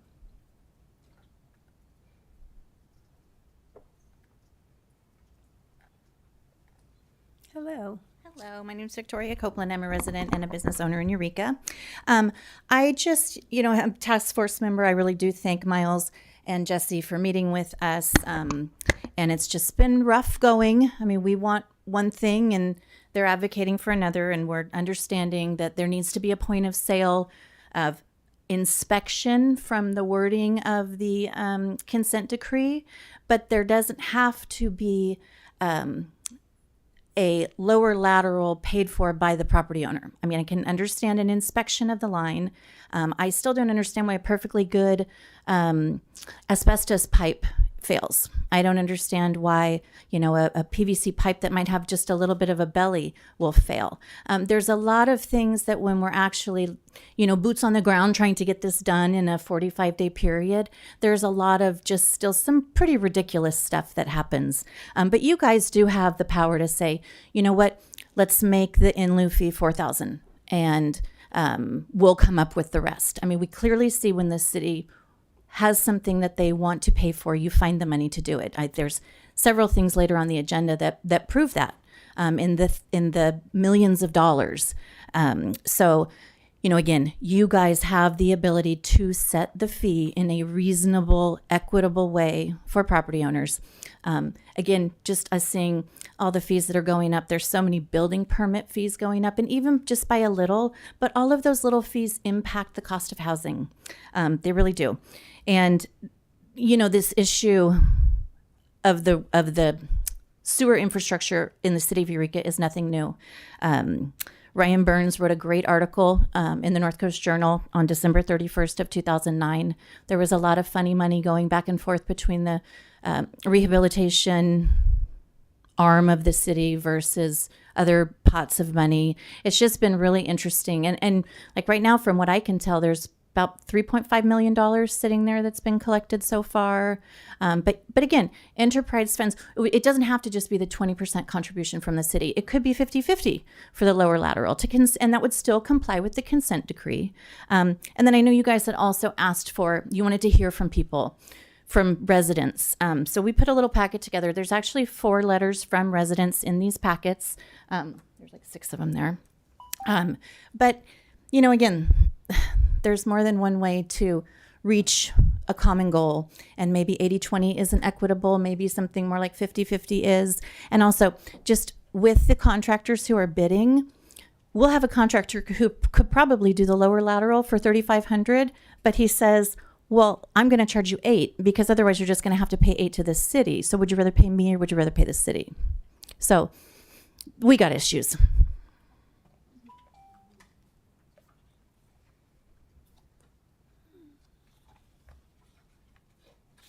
Hello. Good Brenda evening. Lockhart. I'm with Main Tree Realtors, but I'm a City of Eureka resident.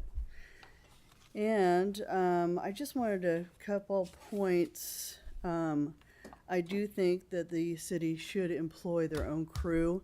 That's half the cost of what we do when you were, bidding it out. I mean, if we had our own crew, I think would only be fair for the city residents to have that done.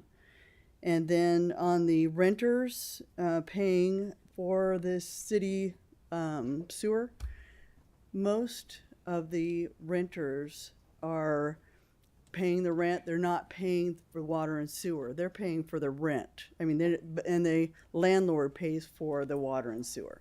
I would say in most cases. Not all, but most. Because I am a landlord as well, and I pay for all my sewer and water. And then another point I wanted to bring up is the cost that the city's already accumulating for the sewer lateral every month. It's when we calculated it out in our little crew that we have figuring this all out, we figured out that the city is getting over $1.1 million a month just on sewer lateral fees, not including the water. So where's all that money going? I mean, I know we all have bills, but that seems like a heck of a lot of money, and that's almost over $13 million a year just for the sewer. And I'm like, what are we doing? So that's all I got. Just want to put it out there. Thank you.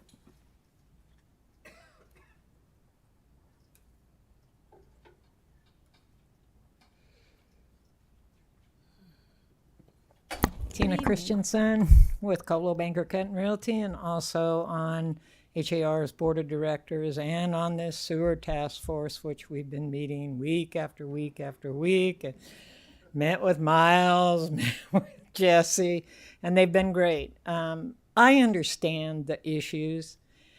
I think that what has happened in the past is the past, but I think that you have a responsibility to look at the figures that Brenda just talked to you about. $13 million a year, or if it's $10 million a year, where's that money going? We sent in a lot of requests for additional information on some of these things, and some of them were responded to, some of them, I know how this works. Some of them you don't get your answers to. Got to wait a month out or 2 months out. But one of them is you have a responsibility in your budget to find out where that money went. And we would like to know, as participants in this city, where all of the sewer lateral money went if you're charging $13 million a year. You got to have a budget for that, and where does it go? So I think the citizens have a right to those answers, and I also think that the sewer laterals that these property owners have only contribute 10% of the problem. It's your sewer mains, it's water intrusion into the manholes and all of that. We're only 10%. So I think that you have to come up with something that's more equitable. Yes, you had a lawsuit. Yes, you lost the lawsuit. But there are ways to work, as Victoria spoke. You know, there's inequities in what is happening, and I think we all need to come together and realize that and work for something for the citizens. Thank you.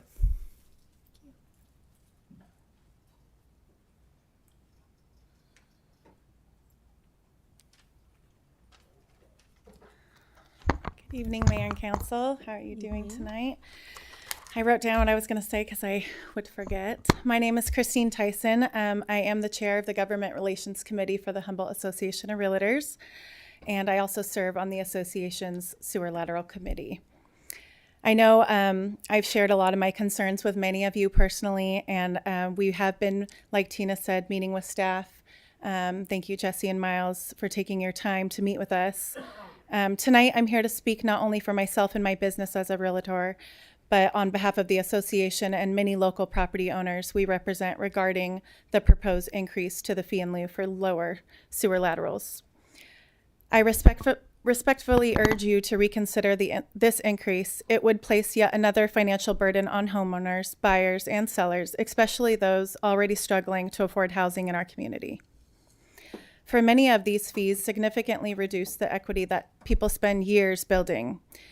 Equity that is often vital for major life transitions like downsizing, retiring, or passing on assets to family. That's if they even have equity left after everything else. And it's important to remember that this fee doesn't even cover the costs of the upper laterals, which lately have been almost relatively the same as the lower. I just had one 2 weeks ago that cost $16,000. For most properties, again, that they're anywhere between $16,000 and up to $30,000 during a transaction. This is an enormous burden for the citizens of Eureka. Additionally, I want to raise a growing concern regarding the non-standard installation fee. This fee, which may be applied in certain cases, creates even more uncertainty for buyers and sellers. Not having a clear or consistent number to work with during a transaction complicates negotiations and can stall or even delay deals. Sellers don't know what they're, on the hook for, and buyers don't really know, they don't want to move forward if they don't have a certain cost. It adds confusion on an already sensitive process and creates challenges for all parties involved. Having a cap for a non-standard fee would make these situations more attainable. We fully understand the importance of maintaining our infrastructure. We're not disputing that tonight, but there must be a more balanced and predictable way to achieve that goal without disproportionately impacting individual property owners. And frankly, we're really concerned that this is just the beginning. Like Miles had mentioned earlier, every year these fees will go up based on the 3 years prior. And it doesn't seem like there's a long-term plan to stabilize any of these costs to citizens of Eureka. We respectfully ask that you pause and work towards the more equitable, transparent, and sustainable approach, one that supports the city infrastructure while protecting the finance of Eureka residents. Thank you.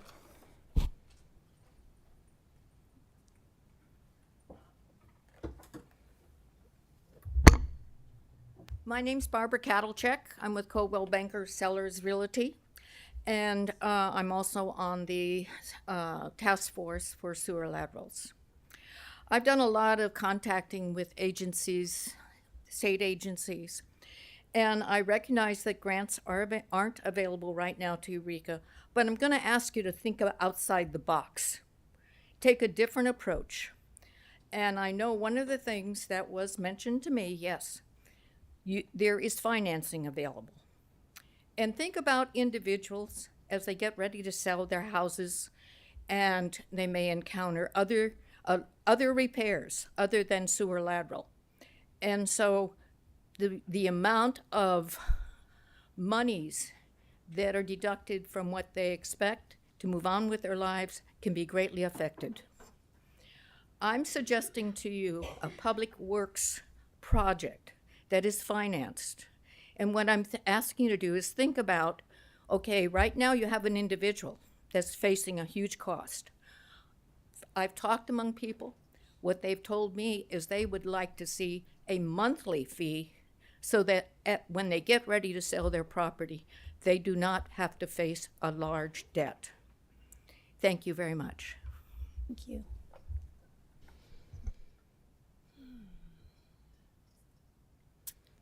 Okay, anyone else in chambers who cares to comment in this public hearing? Seeing none, we'll move over to Zoom. Ellen? Hi, City Council.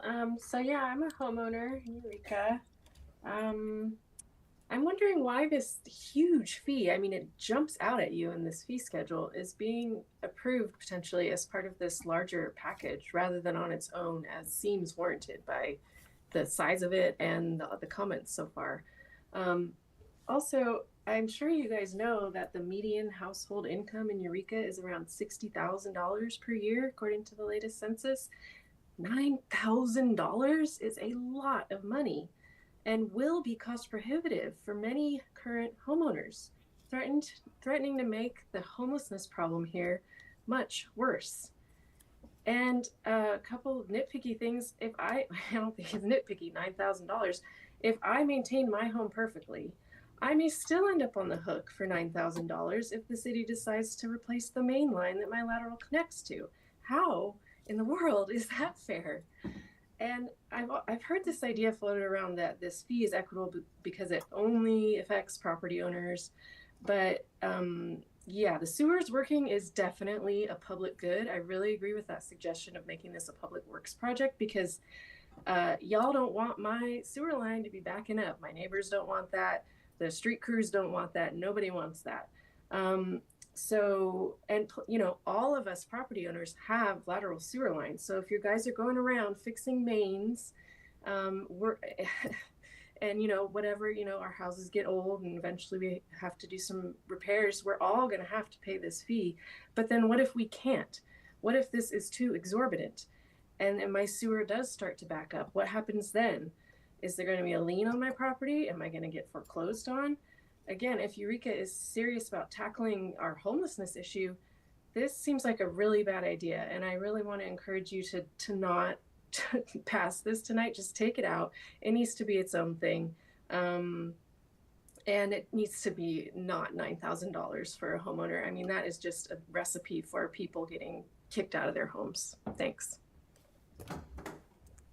Thank you. You see anyone else? I see no one else. Okay, so with that, we will close the public hearing and bring it back to council for a motion and a second, and then discussion. Want to make a motion and then ask your question? Okay. Just have to find my way to it. Sorry, I don't do this often, so yeah, go ahead, Leslie.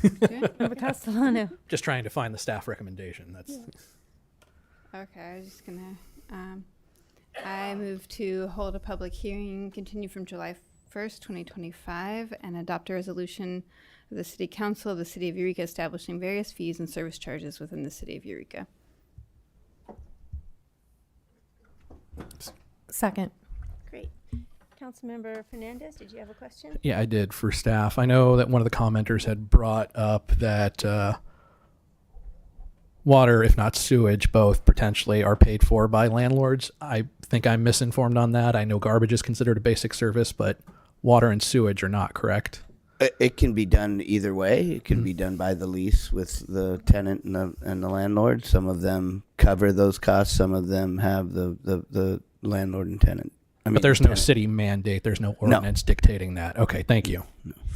And then just following that, the only reason I wasn't a second on this is because I am likely to vote no on the sewer lateral portion fee increase, but I would approve the package overall.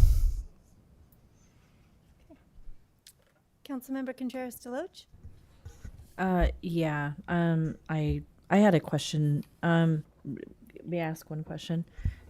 Just based off of a public comment that was made, I just wanted to ask really quickly. Do you know, and this might be a question for City Manager Slattery or possibly City Clerk Pam Powell, have we had any Public Records Act requests about the sewer lateral that have not been fulfilled or that are currently waiting? I think there's some. Pam, I'm sorry. I would need to check our spreadsheet, but our paralegal has responded to everyone. There may have been voluminous documents that we're producing on a rolling basis. I would just have to check. Yeah, I think that the ones that haven't met the 10-day time frame have been notified to the requester that we're doing an extension because of the amount of information that's being asked for. But they're on top of, whatever's been. Some of them have met that 10-day time frame. Some of them have such a voluminous amount of information that we need an extension on that. Okay. Yeah, I know that sometimes they can be, as you said, voluminous. I am in this similar position. I'm okay approving the other things, but I would also be a no on the sewer lateral. Councilmember Castellano? For my fellow council members who are not approving of the sewer lateral fees, I would be curious for them to state their positions in terms of alternatives to these fees. I myself,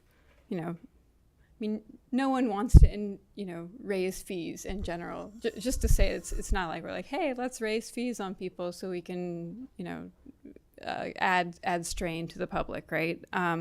We all also have to pay these same fees at different points in time. I personally am not in favor of passing them on to ratepayers. And so, I would be supportive of, right, we can pass this now and then continue to get more information, as we've already done several times, in the history, in the ongoing history of this situation that no one's really happy with, honestly. In terms of, I think it would be great to get a future report on the cost of having our own crew. That means, but in the meantime, we also need to, support the cost of the program. And I do think that, as someone who's experienced the street in front of where I live being replaced, and I do think that there's some opportunity to improve that communication around road repair and lateral, and the opportunity to replace laterals, and so that's something I would like to also bring back. But in the meantime, I do think that we need to move forward with this. Councilmember Fernandez? Right. So I was asked if I could better explain myself, and I do find that 80-20 is fair, and I understand there's issues out there about equitability. I don't know how I quite feel about saying it's inequitable, and I understand the worry of the cost being tacked on to ratepayers. I mean, regardless, that's going to get passed on to renters and those experiencing other issues, finding any sort of permanent housing. I would rather that this public utility, at least through its usage for public good, be a shared cost. And that's not something I know we can rectify tonight. I know it's something we've talked about over the last maybe year, which is that we need to review our sewer lateral ordinance. And that needs to be coupled with looking at the ratepayer study. So is it going to be solved tonight? No, but I would rather not increase it if that were the case. So would it stay at 8,000? I'd be more comfortable with that, but I'd be even more comfortable with it not existing at all. Councilmember Moulton? So what happens if we don't increase this and the city continues to do the work and incur the costs of replacing these laterals? So two things. So when the non-standard situations come up, because the lateral's in place, the non-standard situation would rely on the property owner to take that. There would be no 20% coverage of those non-standard. They would come in, it would be determined to be non-standard, and whatever those costs would be would have to be accrued by that property owner and done prior to the point of sale. If the regular standard fee does not go through, the older fee of $8,000 would continue to remain, and the cost for covering that would end up going on the ratepayers, and that percentage would be higher than the 20% that we're currently covering. At some point in time, if council continues or would continue to choose to not raise that increase, it depends on what happens with the next bid. The next bid could come in, depending on when that is. We'll average it again, and we'll come back with another number, and that's what the council adopted ordinance requires staff to do. Thank you. I just wanted to make a comment that I think the fundamental piece of this for me is who owns a sewer lateral. And when I think about it, I think if that house was not there, there would be no connection to the public sanitary sewer. Therefore, that specific piece of pipe is serving that house. And in my mind, that makes it the responsibility of that property owner. And as a property owner who has had to replace part of my sewer lateral before all of this happened, I can appreciate that owning a home can be quite a money pit. And I think that the city offering to transfer 20% of the average cost to other people who are not building equity in that property is incredibly generous. Councilmember Contreras-Deloge. Yeah, speaking to Councilmember Castellano's question, since I had indicated that I would be a no vote on the sewer laterals, we've obviously had some time to kind of mull this over, because I know none of us want to increase costs or rates of any kind, really. It's that we're trying to find the most equitable decision, and the debate up here really is between how we think it's most equitable, because it seems that is the issue that's concerning all of us, is how do we do this equitably with as little harm as possible, and we have this cost. So my thoughts on this, I had mentioned, I think it was at the March meeting, that my initial thought and my initial concern was having renters potentially paying if we spread this cost, that we would have renters potentially paying this for people who own homes. I've thought that was flawed and faulty within about 20 minutes of saying it. And the reason why is because every tax, fee, et cetera, that is laid at the feet of a landlord is absolutely passed on to renters. First of all, I think the other thing too is the framework that I was using is also faulty, because that would presuppose that anybody who owns a property is automatically in a position of privilege, which is false, and that anybody who is a renter is in a position of disadvantage, which is also false.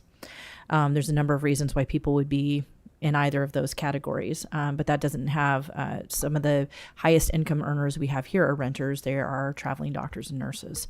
There's a number of reasons, why that isn't actually a way for us to calculate it. I think another thing too is I worry about this potentially.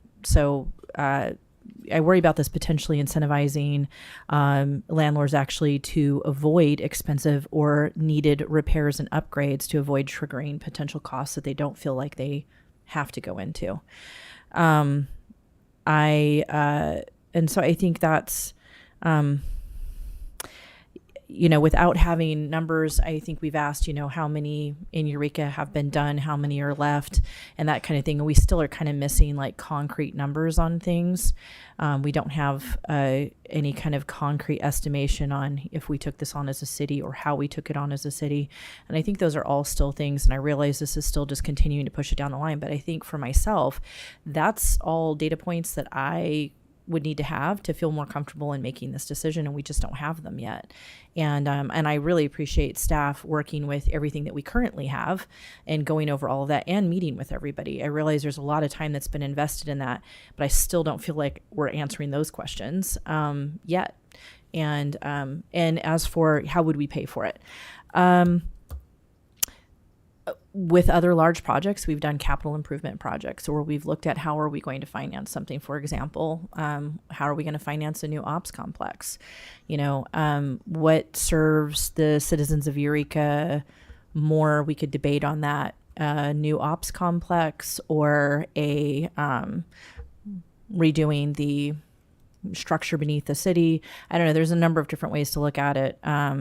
But without the numbers and without us having a hard estimate, I don't know. But that would be one potential way for us to consider that the way that we consider other large improvement projects. Councilmember Castellano. Thank you, and I do appreciate fellow council members' responses to my inquiry. I do want to just reiterate that we are talking about this fee being levied at the point of sale, which, in an analysis of the Eureka housing market over the last 10 years, home sellers are doing quite well during that point. We for at least about a year, Eureka had one of the, was in the top 10 housing markets in the U.S. Though selling prices have somewhat, flattened in the last year, generally speaking, like home sellers are doing very well at time of sale. So I do think it's actually the best opportunity to include the price of this with the sale of the house. Councilmember Fernandez. Just to note, it's not just a point of sale trigger too. There's also the any permit that would be in excess of 50,000 for a job on that particular site. So it's more than just that particular point of sale. For sure. I realize that. Yeah. That is the primary trigger. Okay, Councilmember Contreras-Deloche. Yeah, which, depending on, what needs to be done, on a property, that could include a variety of things, especially on any kind of apartment complex, including lower income apartment complexes. But I believe it would also be triggered by somebody building an ADU or any kind of addition in that way. Is that incorrect? No. It wouldn't be triggered by? Not the ADU. The ADU doesn't do it. Oh, it does? Oh, I apologize. Yeah. So, Okay. Yeah. That was my understanding. So it is, right? An ADU would as well. Yeah, so I see that as a disincentive also for people, potentially looking at ways to increase housing. So there's just a number of issues. Okay. So if there's nothing further, please vote.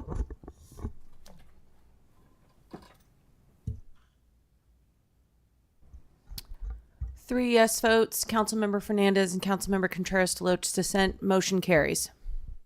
And with that, it is 8 p.m. We will take a 10-minute break and be back.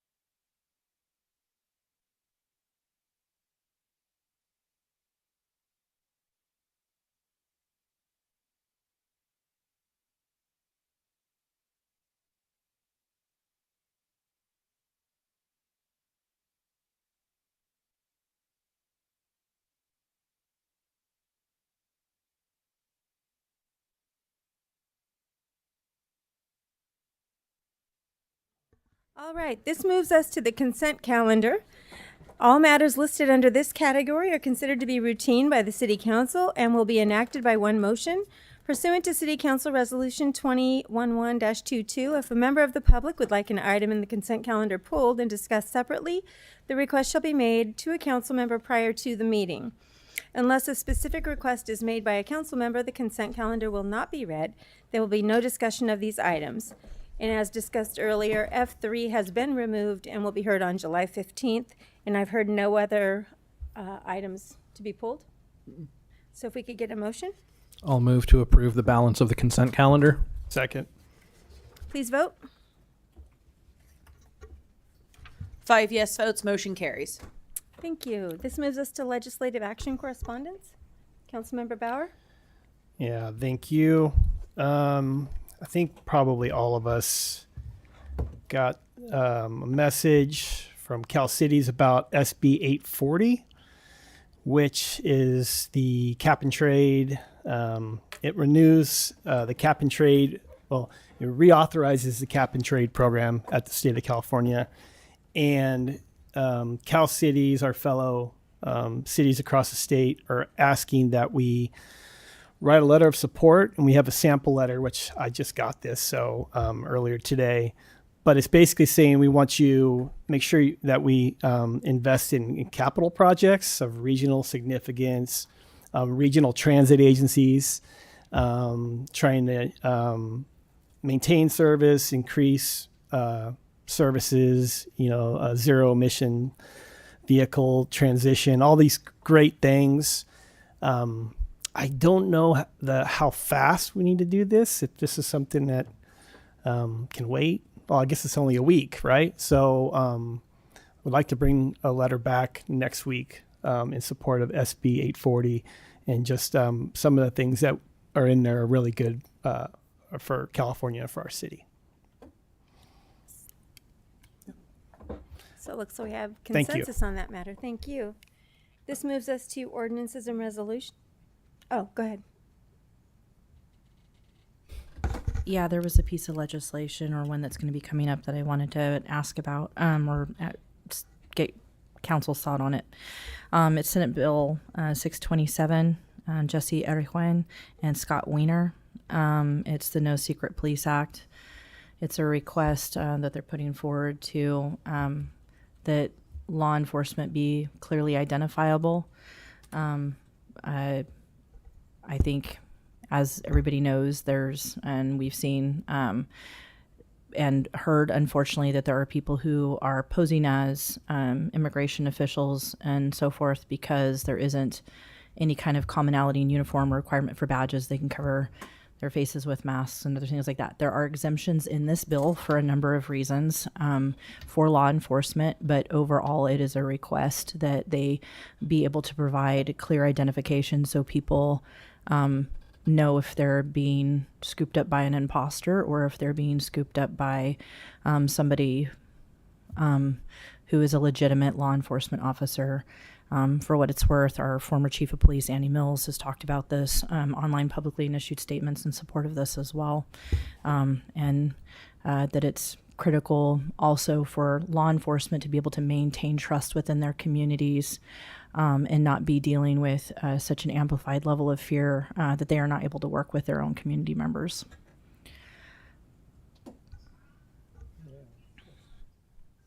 Thank you. Okay, so we have a consensus. Okay. Anything further on legislative action?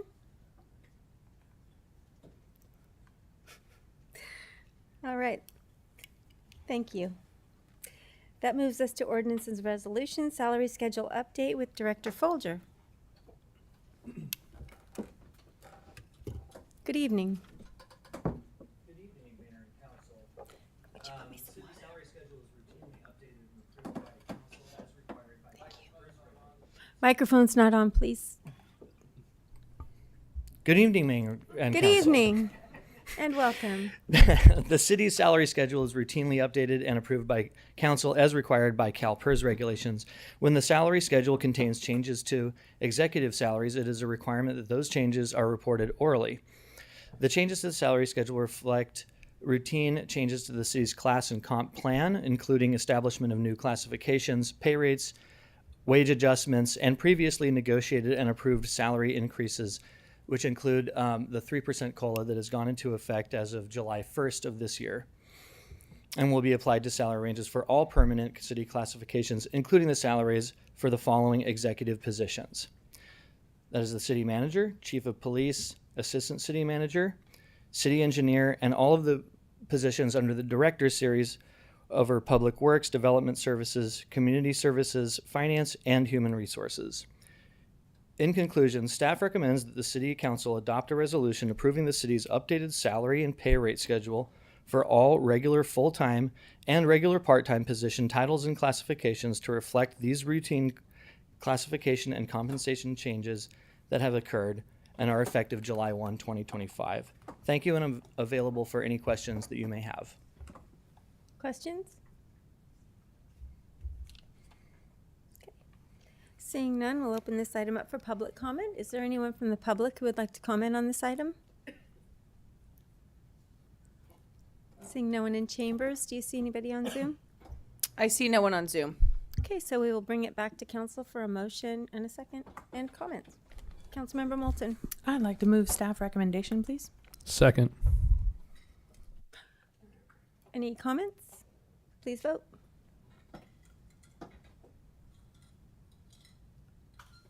Five yes votes, motion carries. Thank you.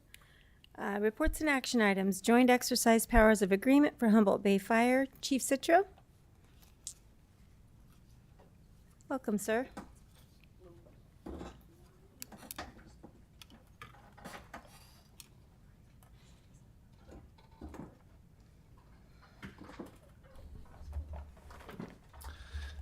Good evening, Mayor and Council. So tonight I'm going to present the amended and restated joint powers agreement between the City of Eureka and the Humboldt No. 1 Fire Protection District. Give you a little bit of a background on it and where we came from, the original agreement, and where we are today. So a little bit of background history of the Humboldt Bay Fire Joint Powers Authority. This is one of just an example of what we used to look like as two separate agencies. The old ketchup and mustard days, we used to call it. So a little bit of background of the City of Eureka Fire Department was established in 1864, and the Humboldt No. 1 Fire Protection District was established in 1929. As you know, the Humboldt No. 1 Fire Protection District protects the 40 square miles that completely surround the City of Eureka. Both agencies operated completely independently until 1991. And what I mean by independently is boundaries weren't crossed, response routes were taken around city limits or district lines, very separate organizations, even though they shared a common boundary all the way around. In 1991, there was something called a boundary drop automatic aid agreement that was established between the two agencies, and basically what that created was, regardless of the political jurisdiction, the closest engine responded regardless. Give you an example. As you know, our Fire Station 2, which is owned by the Humboldt Fire District, is up on Herrick Avenue. When I started in 1999, there were stories from people who worked for the district back in the 70s that they would watch a city engine go by their fire station on their way to Lumbar Hills. So that's how separated they were. So we worked under this boundary drop auto aid agreement for quite some time. It's what was in effect when I started. We did do joint training, but we still had different training, still separate administrations, chiefs, boards, fire services, the whole works. During this time, 2 attempts at a joint fire services committee consisting of staff from both agencies was attempted in both 1993 and 2003 to make recommendations to the governing boards, the City Council and the Humboldt Fire District 1 Board, of ways to consolidate services. Those reports were forwarded to each governing body, and neither of them resulted in any formative action taking place. In 2010, the Humboldt Fire District No. 1 Fire Chief was hired under contract by the City of Eureka as the chief of both agencies. That was the seed to where we are today in the joint powers agreement and consolidation between the two agencies. In 2011, Citygate and Associates, they're a firm. They conducted a consolidation study between the two agencies. And in 2011, the JPA was formed with the fire chief and a joint training officer being the first 2 employees of the JPA. In 2013, crews were mixed, and basically what that means is firefighters from the Humboldt Fire District and firefighters from the city of Eureka finally intermingled into each other's stations and started working together. That was a huge step. And then in January 2015, all the employees of the city of Eureka Fire Department and the Humboldt No. 1 Fire Protection District all became employees of the Humboldt Bay Fire Joint Powers Authority. So Humboldt Bay Fire is a joint powers authority formed between the City of Eureka and the Humboldt No. 1 Fire Protection District under the authority of the Joint Exercise Powers Act codified in California Government Code 6500. The agreement was originally signed in 2011, and again, like I stated before, joint operations began in 2013. Citygate and Associates was the firm used to create the original JPA agreement. The agreement was updated in 2019 to include the fate of the original, what we call parent agencies employees, if there was ever a dissolution of the JPA. And in 2023, Citygate provided a plan update to address specifically the cost allocation plan that was in place from the beginning of the JPA until 2 years ago. The cost allocation formula that is proposed in the new agreement is based on a 5-year cost transition plan that was recommended by Citygate from the original cost share ratio of 65% City of Eureka to 35% Humboldt Fire District 1 to now 60% City of Eureka to 40% Humboldt Fire District 1. And I can get into the specifics of those. The JPA approved the staff recommendation for the financial transition plan in 2024. And what we started at is what we called a transition process. 62.5% City of Eureka, 37.5% Humboldt Fire District for the first 3 years, and then we will move to 60-40 split beginning on year 4. At the end of year 2, which is where we are right now, this current fiscal year that just began, we are in year 2 of this transition plan. We will conduct a new analysis with staff to determine if the 60-40 split is still on track. And I can tell you, as of right now, it is on track, and it may be even on track to be a year earlier. Director Millar, myself, and our business manager, Jenna Harris, will conduct that analysis here and present to the JPA board after mid-year budget and give a recommendation. This financial transition plan in the 60-40 split is pretty much based off the number of fire stations. 3 in the City of Eureka, 2 in the Humboldt Fire District 1, and that is referenced in the JPA agreement. That was the recommendation from Citygate when they came back in 2023 when we addressed the cost allocation formula and how to make it more equitable. The other big addition to the amended JPA agreement in front of you is 1 at-large 5th member will be jointly selected and recommended for appointment by the city manager and the district fire chief, myself acting as the district fire chief, and we will be the executive officers of each member making that recommendation. We have to agree, and then it will go to the JPA board, who must confirm by a majority vote of all the members appointed by the members the appointment of the at-large 5th member. And the reason for the 5th member is currently the JPA board consists of 2 members of the Eureka City Council and 2 members of the Humboldt Fire District No. 1 board, giving us an even number. Mm-hmm. Fortunately, we haven't had any issues with split votes. We've had one that was not during my time, it was before my time as the fire chief, but that got resolved. But it did take some time to resolve the issue, and that was in reference to the COVID mandate. So it was recommended that we create a 5th at-large member. So where are we today? So basically, what needs to occur for this agreement to take effect is each parent agency needs to approve the amended and restated JPA agreement.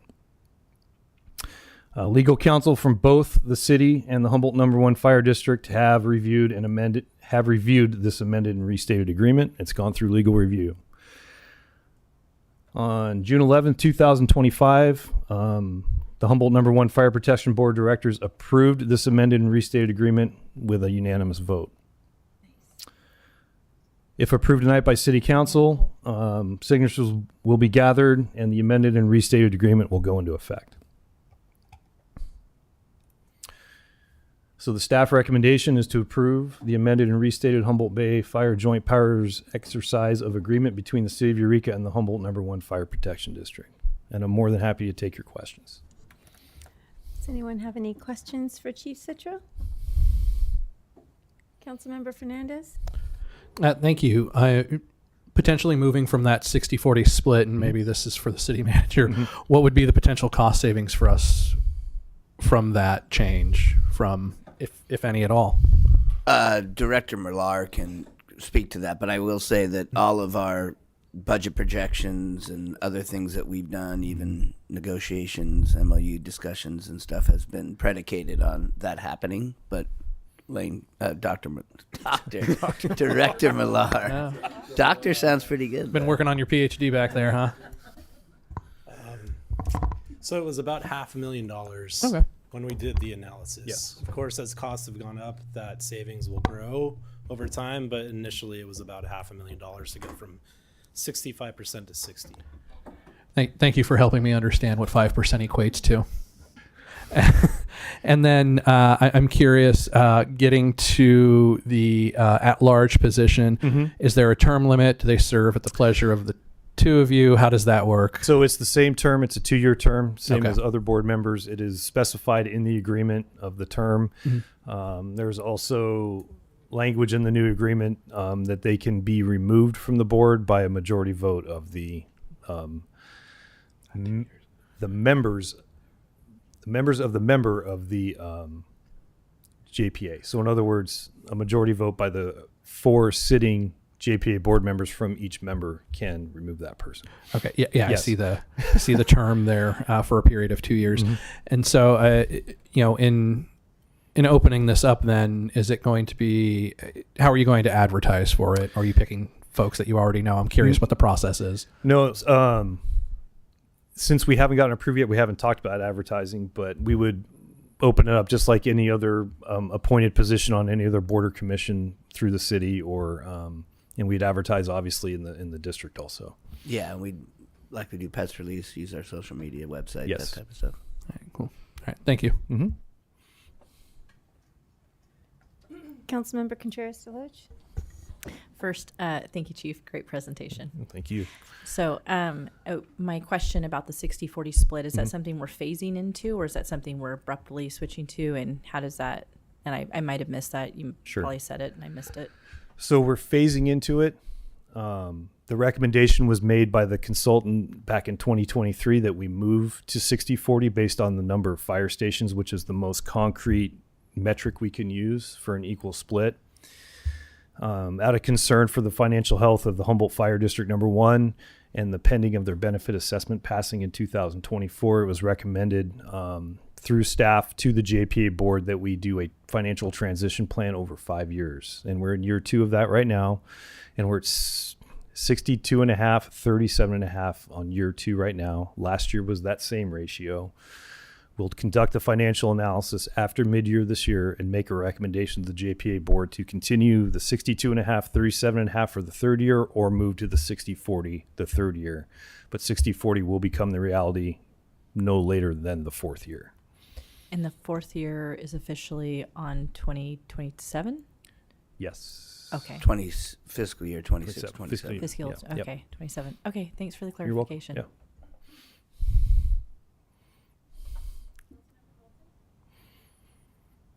Councilmember Moulton? Thank you. Thanks, Chief, for bringing that report. Obviously, our Councilmember Bauer and I are familiar with this transition, being on the JPA board. And I just wanted to say that it's really lovely to see the whole organization evolve. You know, talking to people who were here before it, and when the transition happened, it was like a blended family, and the stepkids weren't getting along with each other. And now to see our workforce, you know, coming into the JPA as a whole organization, and you know, just like developing that way. Also getting a chance to look at and to revitalize this, or to revise this agreement, since it hasn't been touched since it was put into place. Now that we've taken it out on the road a little bit. And you know, see what needs tightening. So I'm really appreciating the changes and all of the work that went into this. I also appreciate the idea of an at-large member. We build a lot of consensus over there, but having a tiebreaker is always a good idea. So thank you. You're welcome. Do we need a motion? Can I make a motion? There's no motion. Okay, yeah.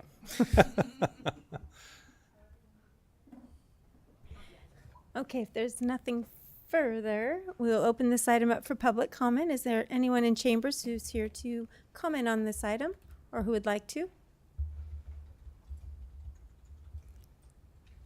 Seeing no one, we'll take it over to Zoom. Do you see anybody on Zoom? I see no one on Zoom. Great, so we will bring it back to council for a motion with Councilmember Moulton, a second, and then I'll second comments. it. Okay, well, I'll do it the lazy way and say I would like to move in the most grandiose way possible staff recommendation. Second. Thank you. Okay, we have a motion and a second. Hold- Are there any further comments? Yeah, I was gonna wait to save my. I didn't have a question, but I want to say it's been a long journey for staff and for the fire, JPA, and it's been great. I mean, Chief Citro, you've done a great job, and before you, Chief Robertson, to make this work for the city and for the district, it's been a challenge. I mean, I remember that the 2-2 vote was really hard, and no organization should have an even number because it can be a real challenge. But now here we are, and I'm excited to see this finally going forward. So thank you for all your hard work. Okay. If there's nothing further, please vote. 5 yes votes, motion carries. Great. This moves us to the use of Avelo Airlines with City Manager Slattery. We will be providing a consensus on this. Thank you, Mayor, and good evening, Mayor and Council. I believe it was 2 meetings ago, Councilmember Fernandez had, at a future agenda item section, had requested bringing back a report on the use of Avelo and the potential for not using them as a vendor. So staff went and did some research on it. Avelo obviously flies out of Eureka Arcata Airport here. It flies solely down to Southern California to Burbank, and I believe only Burbank now, correct? So staff did some research on how much we've used that for trainings and for travel for city staff. Obviously, as it goes down to Southern California, it's used pretty sparingly. In fiscal year 24-25, we approximately had a total of $2,500 spent towards travel using Avelo to Burbank. This was brought forward by Councilmember Fernandez because of their contract that they have with the federal government for deportation flights.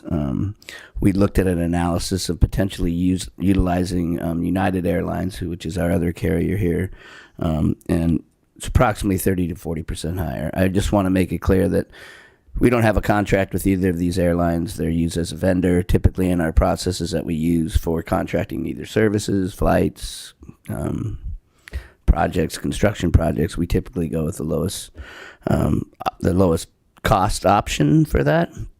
So we have used Avelo for that purpose.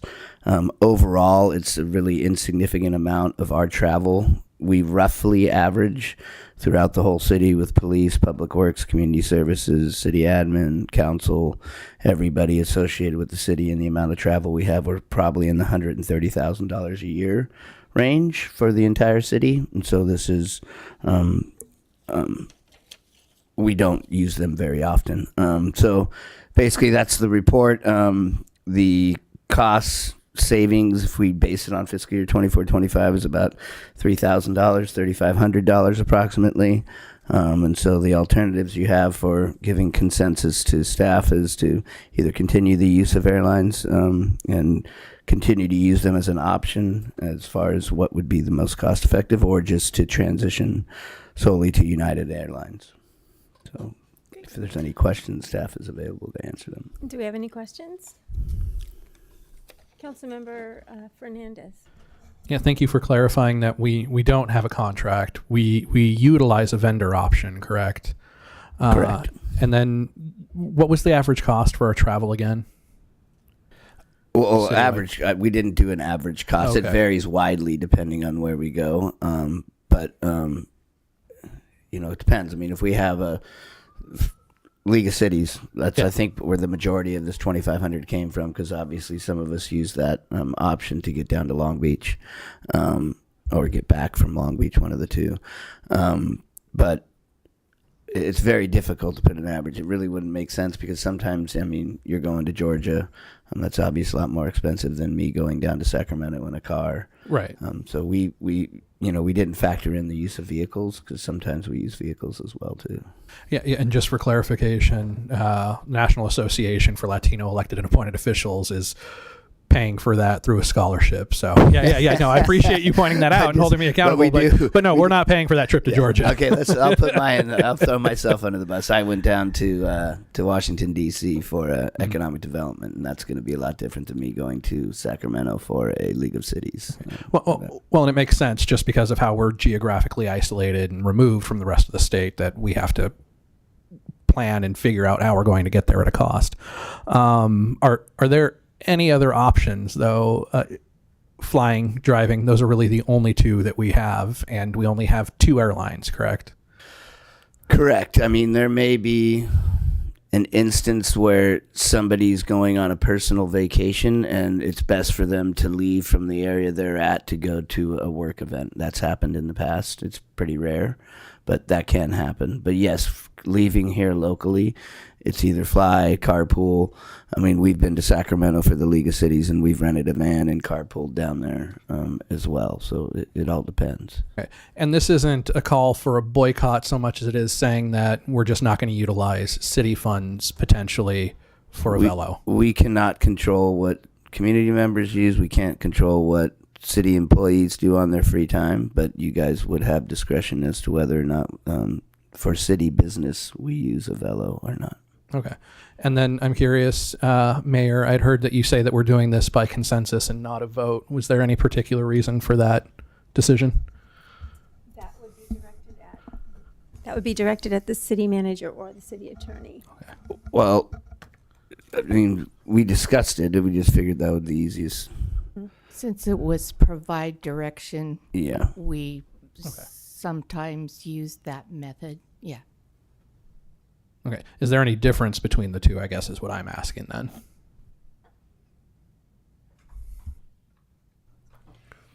I think one is more of a hard target if we were going to be sued by the airline or by ICE or by whoever, so that's it's still a policy option for the council. It's just our recommendation. So. And so it's a matter of potential litigation then? Yes. Okay. Councilmember Contreras-Deloche. I hadn't thought to ask that, and I appreciate Councilmember Fernandez asking that question, and thank you to our attorney, Bob Black. Can I just confirm numbers really quick? Miles, when you are, sorry. And I almost just don't call demoted you me by doctor. calling you city, I almost called you city council member, so I almost demoted you. Okay, so really quick. You said a $3,500 savings. We're spending approximately $2,000 on Avalo a year, or can you just, again, overall, the number for the overall amount that we spend on flights, and then that number for Avalo so that's alone? the difference between 2,500 and 30. So let's say, and this is a guesstimate because sometimes flight costs differently, but based on what we were looking at between United and Avelo at the time, we spent $2,500 for these flights to get down to Avelo. If we were to use United Airlines for those flights, it would have cost $3,500 for those flights. Now, the overall that I was talking about was the average annually, and it's a very rough average because it fluctuates a lot, but it's approximately $130,000 for all of the business-related flight that the city of Eureka does. All of the business-related flights the city of Eureka does, approximately $130,000. That's all travel, not just. Oh yeah, all travel. Excuse me, I should clarify that. That includes if we were to use a vehicle, any all travel associated with work-related conferences, trainings. Is that the tickets for those conferences and trainings, or it's just the travel itself? I believe Finance Director Millar would be better numbers. able to answer, but I do know we spent $80,000 on United flights in the last fiscal year. Okay. And then, which was significantly more than a Avelo, but that was going all over the United States, Right. not just to SoCal. Okay, that's helpful. I just was trying to. So we've got potentially somewhere in the neighborhood of $80,000 to $100,000 on flights, but of that, about $2,500 is Avalo. So this is really a very I mean, we don't use this barely at all, if I am understanding correctly. Yeah, and this is just based on last year. I mean, there could be a potential training that's in Hollywood. Like a perfect example, I went to a city managers conference. City managers conference happened to be in Hollywood 2 years ago.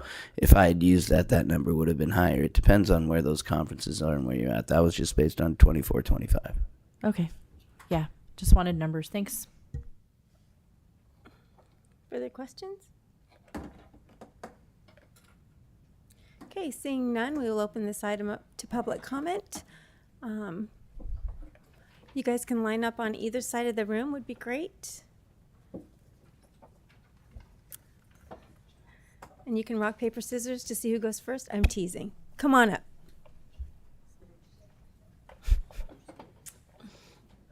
Hi. Welcome. Let me My- lower that for you a little bit. Hello. Thank you. My name is Annie Fricky, and I've been a Humboldt County resident for 25 years now.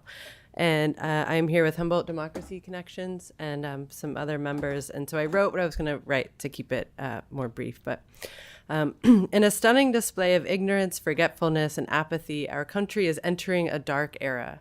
Some say we are sliding into authoritarianism, but I say we are violently crashing, ramming hatred and power into democratic obstacles, jamming propaganda down the throats of an already apathetic citizenry whose thrill comes from watching others be destroyed. We live in a culture of violence and apathy, and our government has just supercharged ICE, given seemingly unlimited power and money to an entity with no rules or accountability, only hatred and destruction as their intent. And the discussion on the table is whether or not this council should vote to stop putting money into this war machine. The council who has already shown their humanity by declaring Eureka a sanctuary city, and a sanctuary county, and a sanctuary state. So should you stop using Avelo for city business? Yes, absolutely, without a doubt. We cannot, as a community, support any part of the abductions, kidnappings, forced removals, and disappearances. ICE will likely be in our community soon, and we must be a united front from the beginning. No ICE in our skies, no ICE in our community, no ICE in our streets. Tell Avelo and Andrew Levy they will not get our money while they are part of these atrocities. Thank you.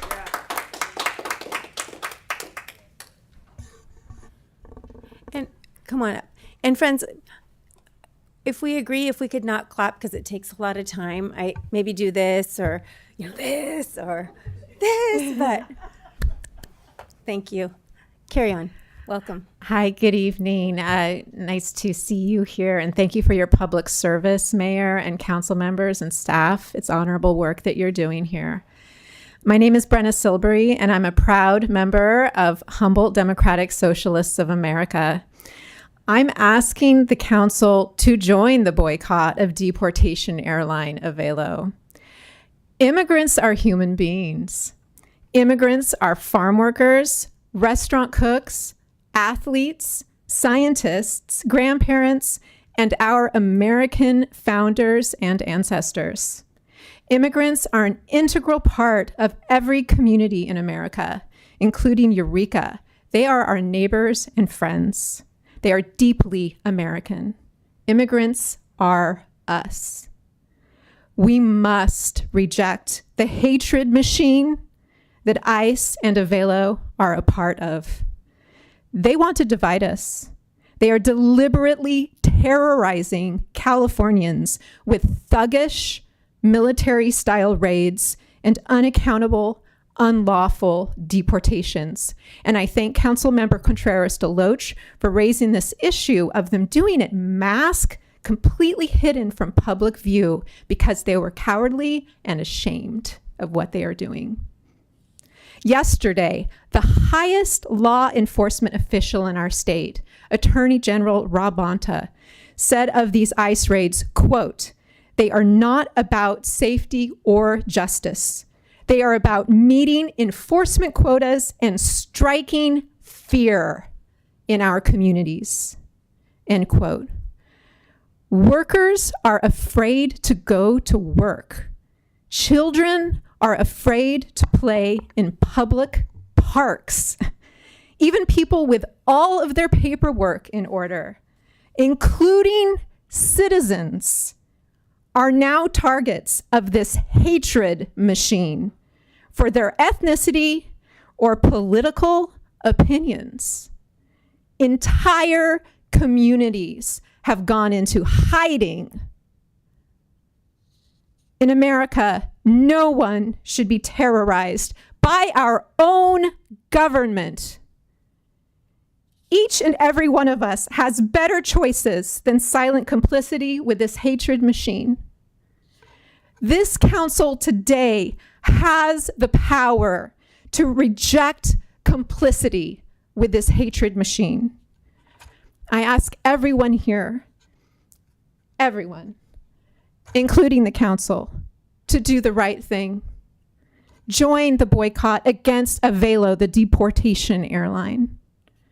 Refuse complicity. Stand up for Thank the you for best being of here. American values. Thank you. Come on up.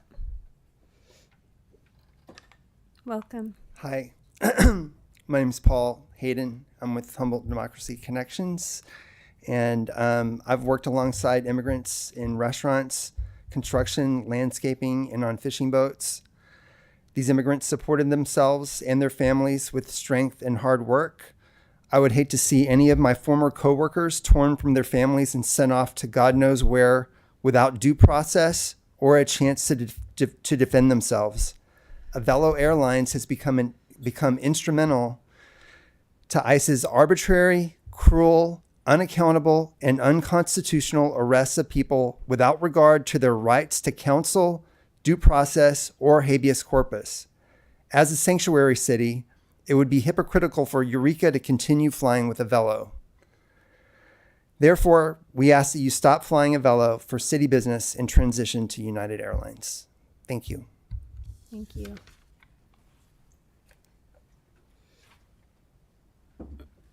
Welcome, Pat. Hi there.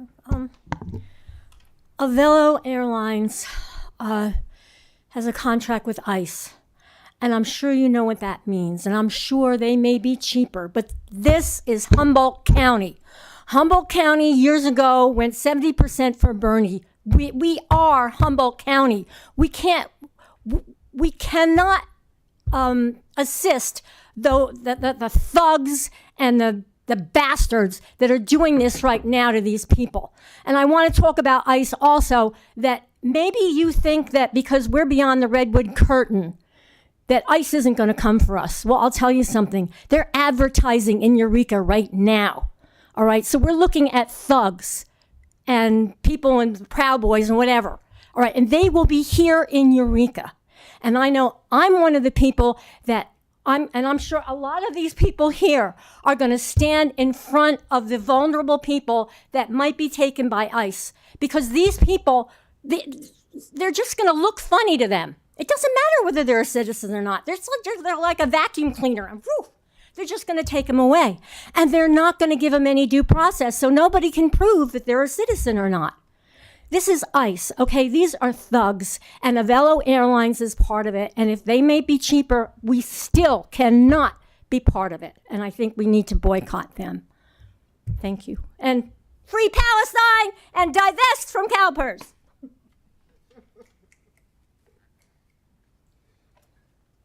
Hello. Hello. I'm Linda McDaniel. I live in Eureka, and I'm a member of Humboldt Democracy Connections. I've had small businesses, and I understand how hard it is to keep a business afloat, but I would never consider breaking the law and harming others to stay in business the way Avelo Airlines has. I know some people may deserve to be deported, but one, not by denying them of due process, two, not shackled and endangered en route, and three, not to a concentration camp in a land foreign to them. Avelo is complicit in all three of these. I urge the Eureka City Council to do the right thing and uphold the Constitution of the United States. Please spend our tax dollars on a worthy company when making travel arrangements. Thank you. Good evening. Hello. I'd like to thank council for the space to have this dialogue, as well as for what is often a thankless job. And I would also like to thank the community members for coming out tonight. I think in the coming years, as the federal government becomes increasingly unreliable, to say the least, local government and community organizing will be more important than ever. My name is Justin Hawkins. I'm a Cal Poly alumni, engineer working in the county, and I'm the chair of the Wetlands and Creeks Committee for the city of Arcata. But I come tonight as a concerned citizen, here to urge the council to consider this measure, boycott, whatever is legally safe to say, from the perspective of political engagement, something that is at an all-time low, particularly amongst my generation and those younger. But I guarantee that they will all be waking up tomorrow and reading the Lost Coast Outpost. And in these troubling times, even small acts of resistance can sow seeds and inspire and show my friends that things are possible. So I appreciate the time. Thank you. Thank you.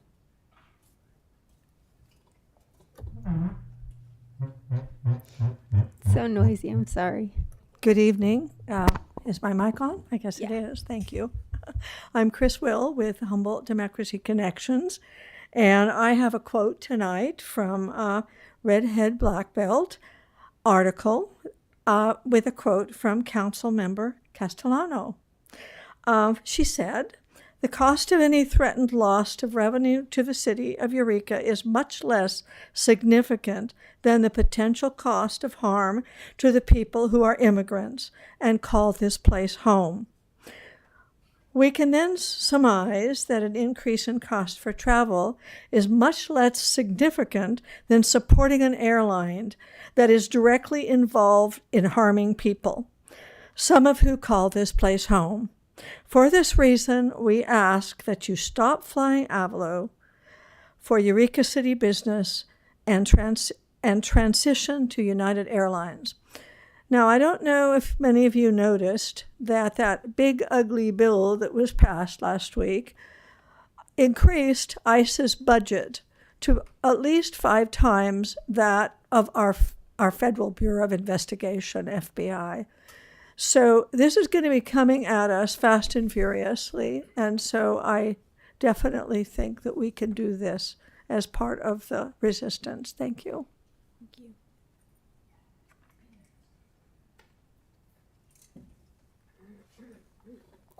Good evening.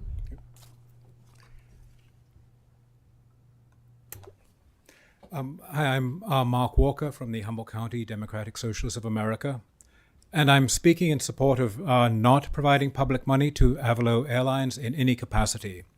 The financial savings, no matter how large or how small, of using Avalo are outweighed by the other concerns, such as the moral ones, that come with supporting an airline that participates in the current administration's mass deportation project.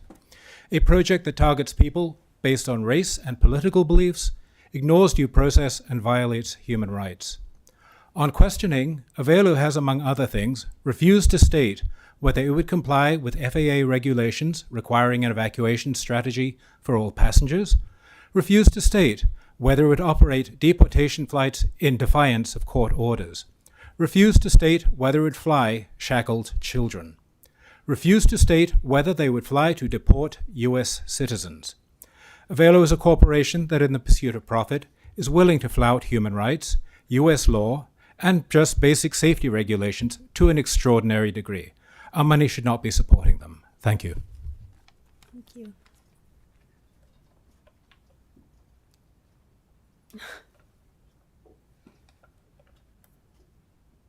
Hello, my name is Philip Sutter, local resident, associated with DSA.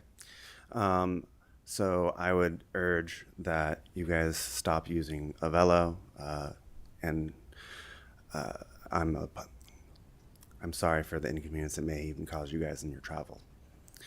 However, with this business deciding that it's going to make choices of allowing our government in its lawlessness and escalation of what would normally just be misdemeanor challenges. It shows the escalation of force and fascism that we're allowing if we continue using these kinds of things. I have family who had to escape Poland. Then I've had family who've had to they were an MP and volunteered and broke down the doors to Auschwitz. And yet here we are standing, deciding about our government, in it deciding that's going to kidnap people. The people doing this refuse to identify themselves. They refuse to actually provide judicial warrants that are signed. They refuse every form of process that supposedly makes the place great. Then they've escalated their armaments. They've escalated their force. And unless you guys were going to stand in some way to deny them this access, this is probably the least you could do to show that you're going to not actually help them. So with that said, I hope that you will take that into consideration, because it's coming at us hard and fast.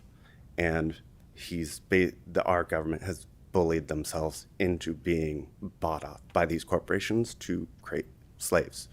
From Alligator, Alcatraz, to El Salvador, to Libya, to Sudan. These are places that are either in civil war, have admonished torture, have associations with gangs, and that are doing incredible disappearances. And these are people who are supposed to be on our land and protected by our laws. And it either means something or it doesn't. Thank you. Hi. Welcome. Hello, my name is Sam. I'm a member of the DSA. I'm not going to argue with you again why ICE is evil or why Avello is an evil self-serving corporation. Most of them are. I've worked for a lot of them. But fundamentally, Avello is going to abandon us soon. Is it going to be tomorrow? Is it going to be a year from now? Is it going to be 2 years from now? They abandoned Sonoma very recently for ICE. They abandoned a whole bunch of other small rural folks. They're going to do that because we know this is what airlines like them do. So we can hold on to them. We can say, please, please, master, would you just give me a cheap air flight? Or we could actually have principle. We could actually say, screw you guys, we're not flying with you. And I know you're thinking it's not a lot of money. And you're right, it's not a lot of money. We're a small city. We don't matter. We're not significant. But if somebody like Gandhi were here, what would he say to you? He'd say to you, things like this start small. We have power. We can make a difference in this. We can show the rest of Humboldt that we're taking a stand. And if we're lucky, we can show the rest of the nation we're taking a stand. So let's have a spine and let's tell Avello, go to hell.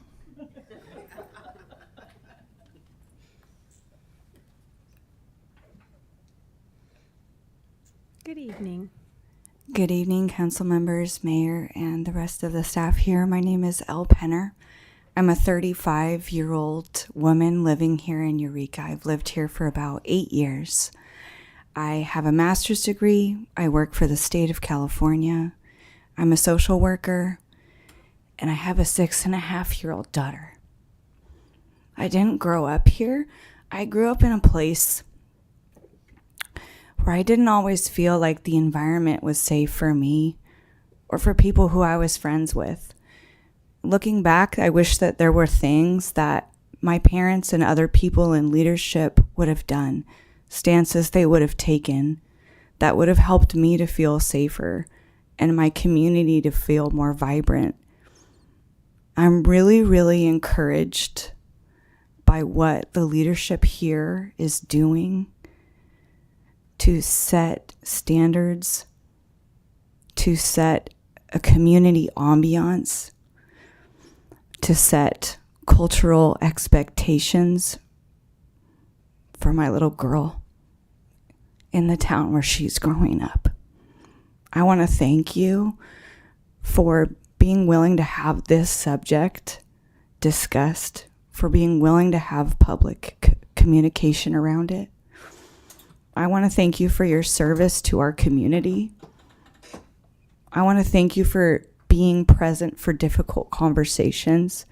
And I hope at the end of this that I can thank you for making a call of integrity, for setting an example, and for establishing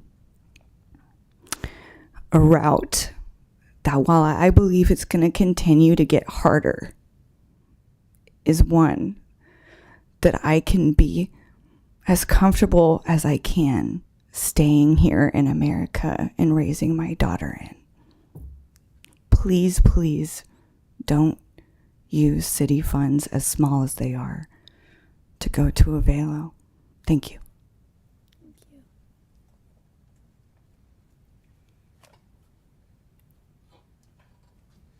Good evening.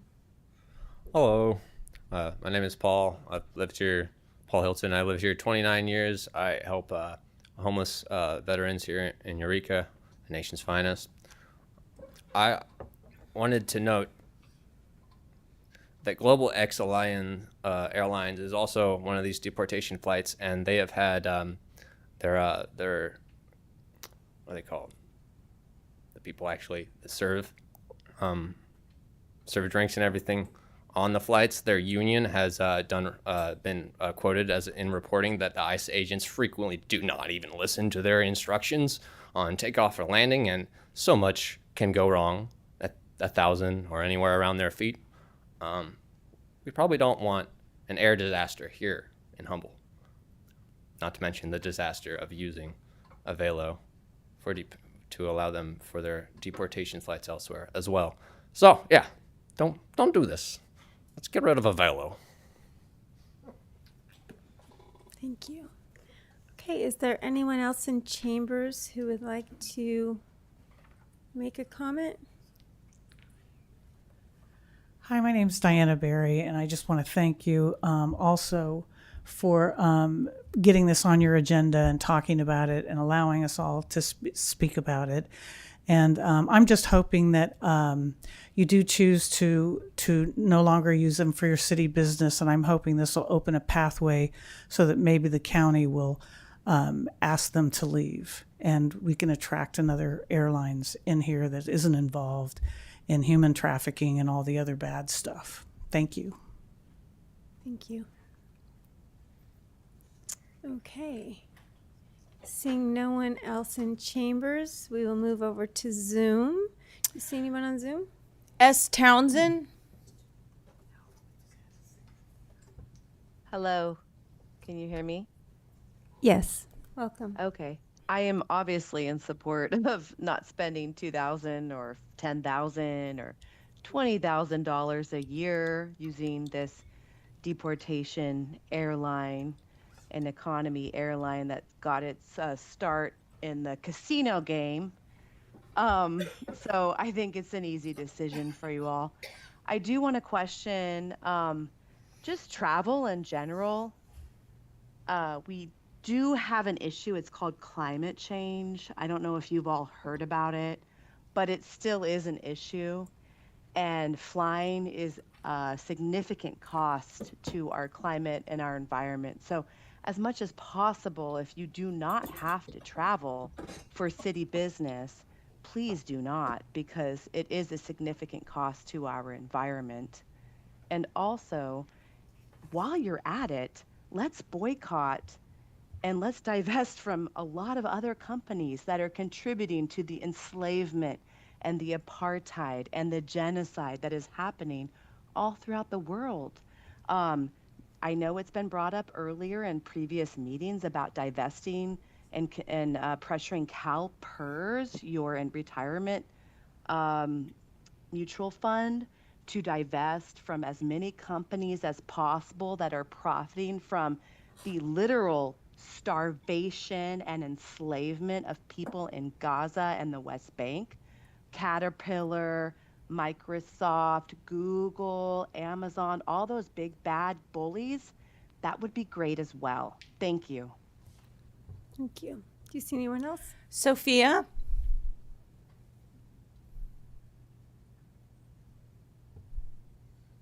Can't see anyone. Sophia? Hello? Yes. Hi, can you hear me? Yes. Yes. I'm Sophia Nix. I'm the interim co-secretary with Humboldt DSA. I'm respectfully asking the Eureka City Council to divest entirely from Avelo Airlines.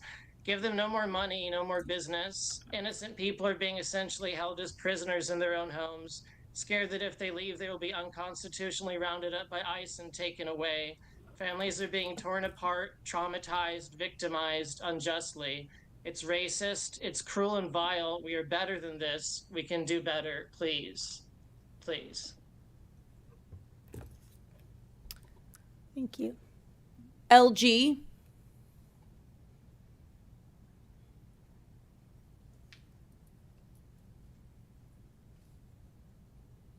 Hello. Hello. Dear council members, my name is Lev Golad. I'm speaking in support of the Avelo boycott. As a newcomer to Arcata, I'm struck by the level of social conscience and political engagement among my new friends and neighbors. This community is unusual in its degree of civic mindedness and public spirit. Accordingly, it follows that they look to elected officials to evince a similar level of moral fiber. Given the salience of this issue, the public is eager for the council to show moral leadership and stand on the right side of history.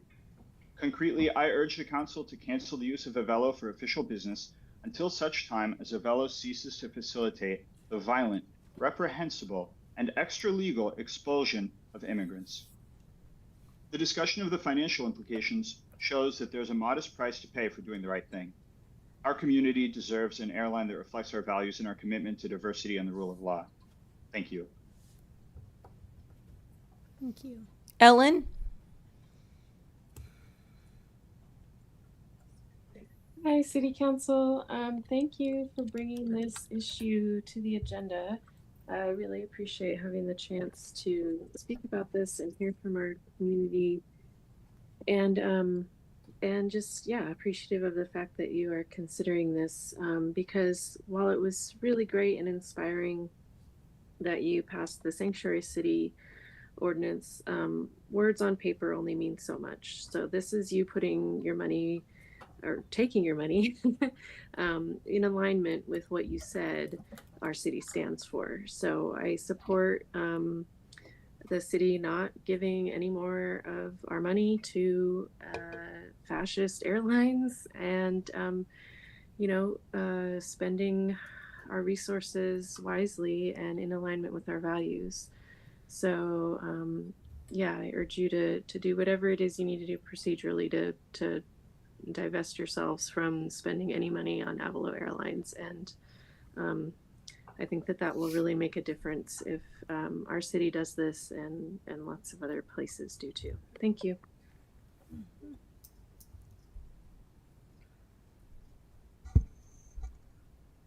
You see anyone else? I see no one else. Okay, so seeing no one, we will bring this back to council for consensus and comments. Councilmember Fernandez? So my request for this review, and I think it's been pointed out too, of Avelo is based on the notion that not only are we a sanctuary city, but we're also a sanctuary county by initiative nonetheless, and at the state level through the legislature. And, it goes, I don't want to say without saying because it needs to be said at this point, but not one to quote from religious texts. There is one that does come to mind, and that's do not mistreat or oppress a foreigner, for you were foreigners in Egypt. And our country has made errors in the past in Supreme Court decisions, and we're seeing quite a few of those come up more frequently, both in Dred Scott and Plessy, denying the rights of African Americans and creating the conditions for separate but equal, respectively. Avelo's operation of deportation flights and contract with immigration and ICE customs enforcement is legal, though not moral. And we should not be complicit or complacent in the denial of due process or other 14th Amendment rights. And I understand the compulsion to go with consensus, but I would be remiss if I were to not make a motion. And so that motion would be that we discontinue our use of Avelo as a vendor until such time that they are no longer in contract with the U.S. Department of Homeland Security to operate deportation. Second. So we have a motion and a second. Councilmember Moulton. Thank you. I wrote a statement. Also, we have an obligation to spend the public's resources responsibly. That means economic responsibility as well as a moral responsibility. Supporting Avelo Airlines is not only morally irresponsible, but economically irresponsible as well. The campaign of terror that is being waged against the innocent Latino community with or without their papers in order, the suspension of due process is not only a stain on the soul of our democracy, it is a crippling injury to our economy that we will feel soon, harming every consumer, every investor, every worker, but hitting working class people, like most of us in Eureka, hitting us the hardest. I agree with the commenter who said that this is the least we could do. I agree. We should not spend any more public money with Avelo Airlines. Councilmember Castellano. Sure. I wrote a small something and appreciate, I think the sentiment across council and community members who came out tonight. We as community members and representatives of Eureka residents, our role is to act as responsible stewards of public funds and also of public trust. We are currently experiencing an onslaught of attacks on human rights and community well-being. Though the economic impact is rather small in terms of Avelo's overall budget related to our decision tonight, our decision not to fly on this airline represents a statement that there are better choices and better futures possible for our community. I appreciate people being here tonight and look forward to continuing to work with you all to advance visionary futures with tangible actions.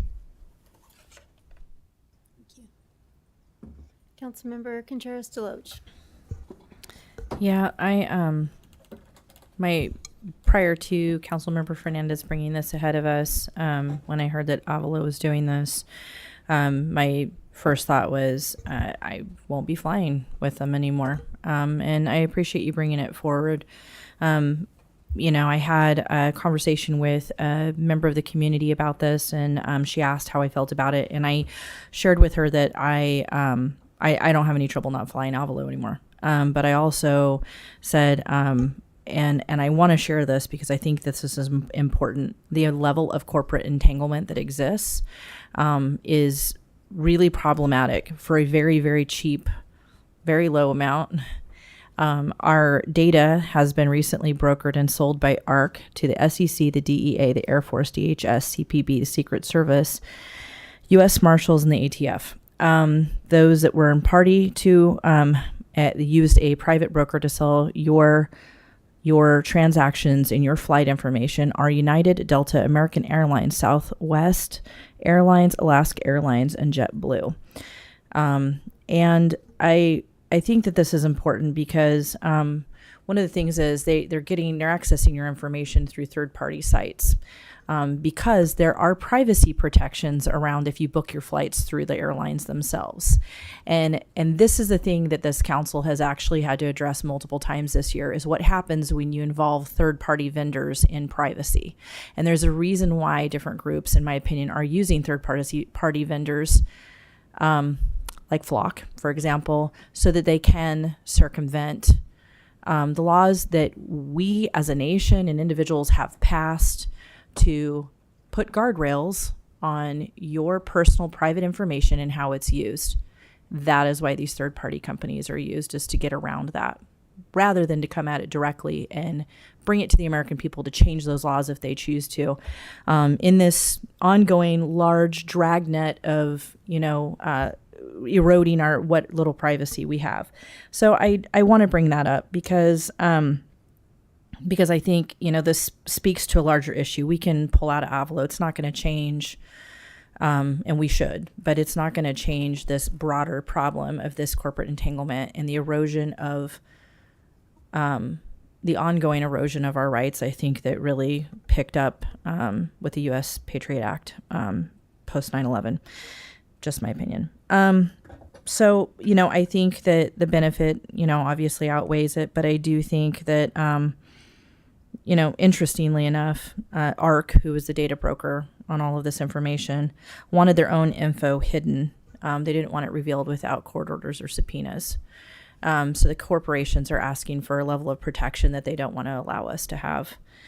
And so, yeah, I'm on the same page with this, obviously. I think, I had a conversation with Councilmember Fernandez about this because I was kind of going back and forth. And I said, these corporations have their fingers deep in it in all these different directions. But I thought you brought up something that was really the salient point, and that is they may be selling our data and that kind of thing, but Avalo actually has a direct hand in physically transporting these human beings. And I would argue one thing, Councilmember Fernandez, you can quote scripture to me because I do it to you all the time. Thank you for supporting my Christianity. I appreciate it. But I would argue actually when they say that it may be legal but not moral, I would say that it's not legal. There's plenty of rulings over time that show what our constitutional standard is on habeas corpus and other things, that you do have this right to petition, to redress if you believe that you've been detained unlawfully. And I think that it's important to acknowledge that that is not happening. And that is a violation of our Constitution, in my opinion, and in the opinion of many rulings prior to this time. And further, while I'm on my soapbox, the other thing about this is you have people who now have valid green cards. They had valid green cards, and those are being removed, not because they committed a crime or anything else, but they are being stripped. How does that happen? How is that happening? And it's not lost on me. Obviously, my name is Contreras. It doesn't matter how I look. The rest of my family does not look like me. And that's not my name by marriage. It's my name by heritage. And I have the benefit of some protection here, but other members of my family do not. And they have the misfortune of being down in Arizona and closer to the border. So, yeah, you got to take small stands where you can. Maybe it doesn't make a big difference to Avalo if we do, they don't have our $2,000, but we have an opportunity to make a statement and take a stand and say that we want our constitutional standards to continue forward as they have been. And that's my position. Oh, Councilmember Bauer. Pardon me. I can't follow that because you said everything I would say. And appreciate you for saying that. Mayor, unless you have something to say, I'd say call for the question. Yeah, I do just have one thing to say, just a brief thing, because I never say anything anymore. I think, and I've heard it here tonight, this may not make a big difference to Avelo. It may not. But I think it makes a huge difference to our community. A huge difference. And I was sitting in this meeting tonight listening to everybody talk. I was thinking of this student that I had, and I talked about him when we talked about the sanctuary city, and how he came to me and he said, Miss Kim, you're the mayor, right? And I said, yeah. And he said, my parents are afraid to leave and go to work. And I don't know what to do. What can you do? And I felt like I'd been kicked in the guts, right? Because what am I going to tell this, sixth grader? And I'll tell you, I was so grateful to be able to go back to school after we passed that sanctuary ordinance and tell him and have him go home and tell his mom and have his mom be so happy. He told me his mom was so happy. And that's why we make these decisions. because that's our future. And so I appreciate everybody that came here tonight to comment and to be a part of this situation. Now, Councilmember Bauer has called for the question, so we will vote. I will not vote. 5 yes votes, motion carries. Thank you.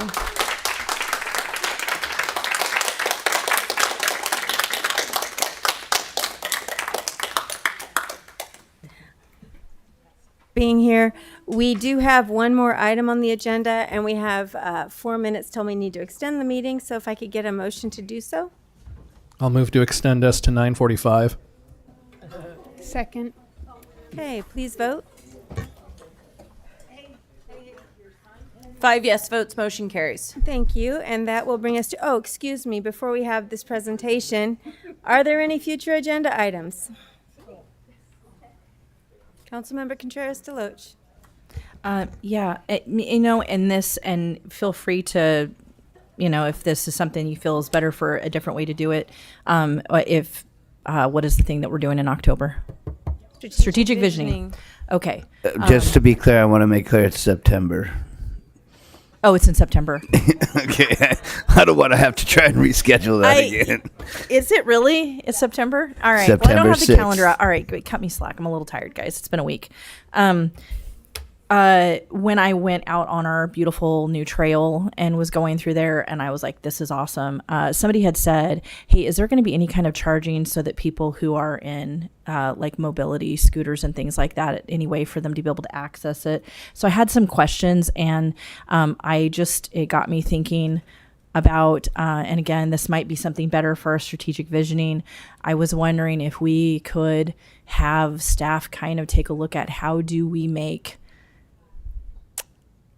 all of our departments, is there any way that we can make things more accessible for people who are physically or intellectually disabled, whether that's larger print options for people who can't see well, or whether that's some sort of transport option with golf carts on trails. I don't know, but I was wondering if there's some way where we could have a report on how to make things more accessible for people across the board. Yeah. Yeah, and just to say there's a lot of tools for accessibility audits that are available. So do we have thumbs up? Great. Thank you. Okay. Thank you. Moving on to city manager reports with Mr. Davis. Director Davis. Good evening, Mayor and Council. So tonight I'll be providing an update on the Crowley property. And I'm very happy to say that the Crowley property, on the Crowley property, the Bayside Village Transitional Housing Project is active and operational. The dining facilities, the laundry facilities, the restrooms, and all but 2 of the residential units are up and running. And I just want to give a few photos and a few quotes to come along with at the Crowley property, or the Bayside Village now. These photos are taken either yesterday or today, and this first quote is very great. This is for someone who, a tenant, a resident of this site, very grateful for a new lease on life. And this quote was given by someone who had, prior to moving in here, had been experiencing homelessness for 13 years. Another quote was, great little community. And I love it. I have a home for me and my pet. As of today, there are 28 individuals, 14 dogs, and 3 cats that are residing at the Bayside Village at the Crowley property.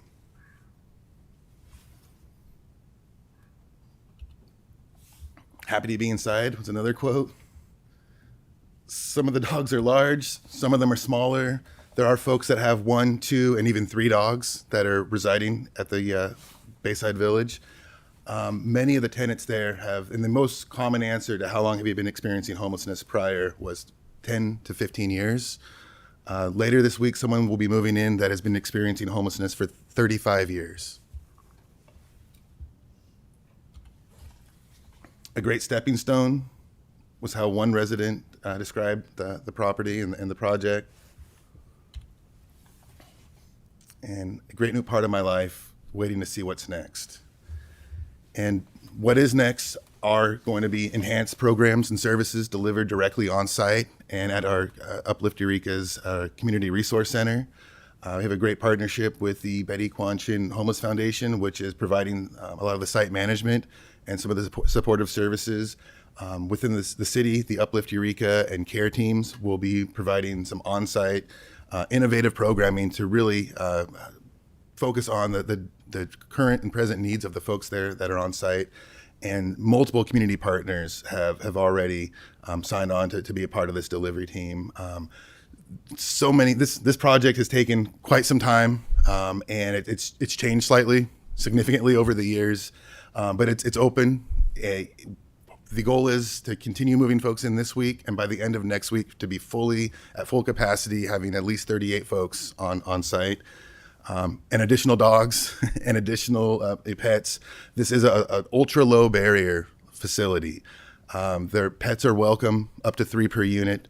And we are strictly following the Housing First principles, our COC's written standards, and best practices on this site. I'd have to say there's so many people made this project possible. Just going back years, the permitting process to get things going was monumental. A lot of folks had their kind of in one way or another contributed to this project. And we had folks from at least 4 different departments directly contribute to this. I'd have to say though, I just want to do a huge shout out right now for our chief building official, Brendan Riley.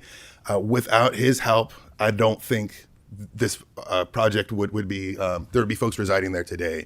He really has streamlined this and made this possible, stepped in when this project was about 40% complete and really just made it happen. And I just really appreciated all his efforts on top of his full-time job with the city, being able to do this. And so I can't thank him enough for all of his efforts. I wanted to invite him to be here today. He's currently out of town.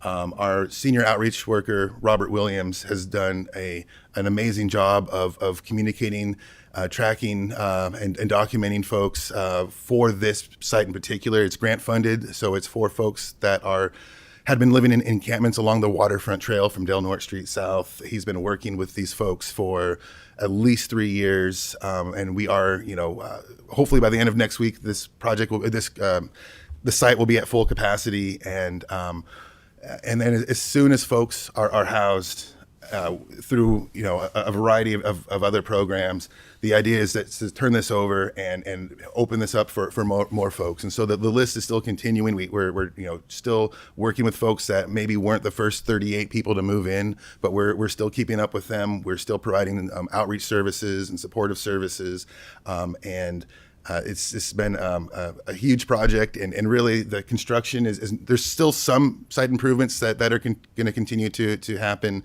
but now really it shifts from a construction project to a services project and a program, and this is something that our entire team is really looking forward to, is having the opportunity to provide direct services to really some of the folks that really need it the most out of this community.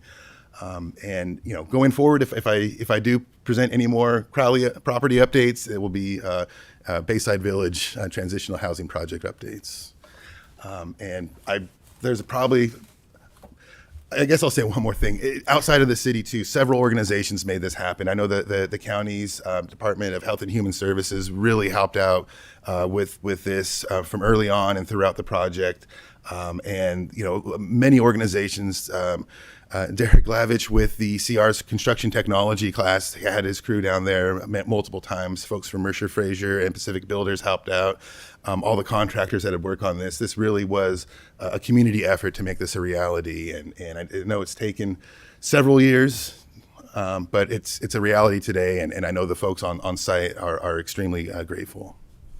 And I just want to add, he's extremely humble, but more awkward than humble. But it wouldn't have happened without Jeff Davis as well. Jeff Davis, not only from the administrative standpoint, but definitely from the boots on the ground. And him and Brendan Riley have spent an inordinate amount of time outside of work. They're both salaried employees and have spent a significant amount of time to make this happen. So I really appreciate it.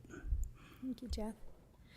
So can we ask a few questions? So I just have 3 for now.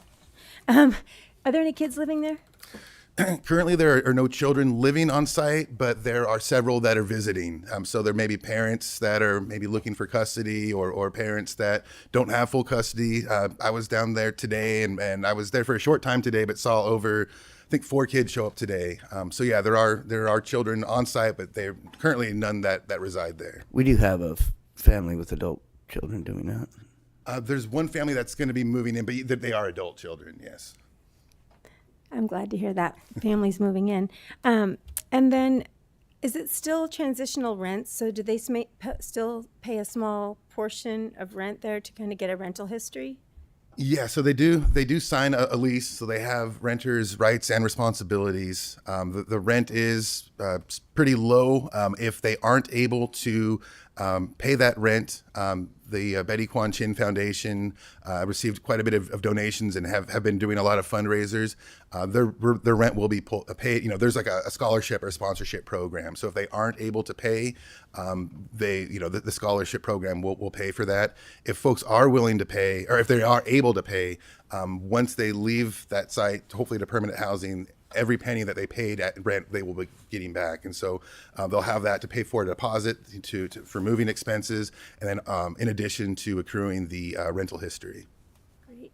And then lastly, I heard you say, and I've heard this, so the priority was people that were living on the trail, but I've noticed too that there's a portion of, I know it's hard to notice, but there is a portion on, Second and A, but right across from Free Meal on the corner there, where people have kind of, they're not there anymore. Now, were those people that had lived on the trail before and that are now being housed down there? Yeah, so I know of at least 8 individuals that when it was getting close, because this was, the date that this was supposed to go live had been pushed back for one reason or another. The site just wasn't ready. When it became, time where it was imminently going to open, folks were afraid that if they weren't present and if our outreach workers couldn't find them, that they would be passed over. So a lot of folks came when it was, less than a month away from opening, came down to St. Vincent de Paul, where we're kind of in that area, and at least 8 individuals that were sheltering in that region are currently over at the Crowley property, and those folks were prioritized as far as like the move-in schedule. So at least 8 folks. Well, I just want to share my huge appreciation to you and everybody that made this happen. Finally, what a gift to our community. Are there any further questions? Councilmember Moulton and then Castellano. Thank you, and I just want to say thank you. Thank you for everything you've done, everything that's been done to make this happen. My very first meeting, or the last meeting before I was sworn in, was the one where they got the zoning figured out so they could actually do this 4.5 years ago.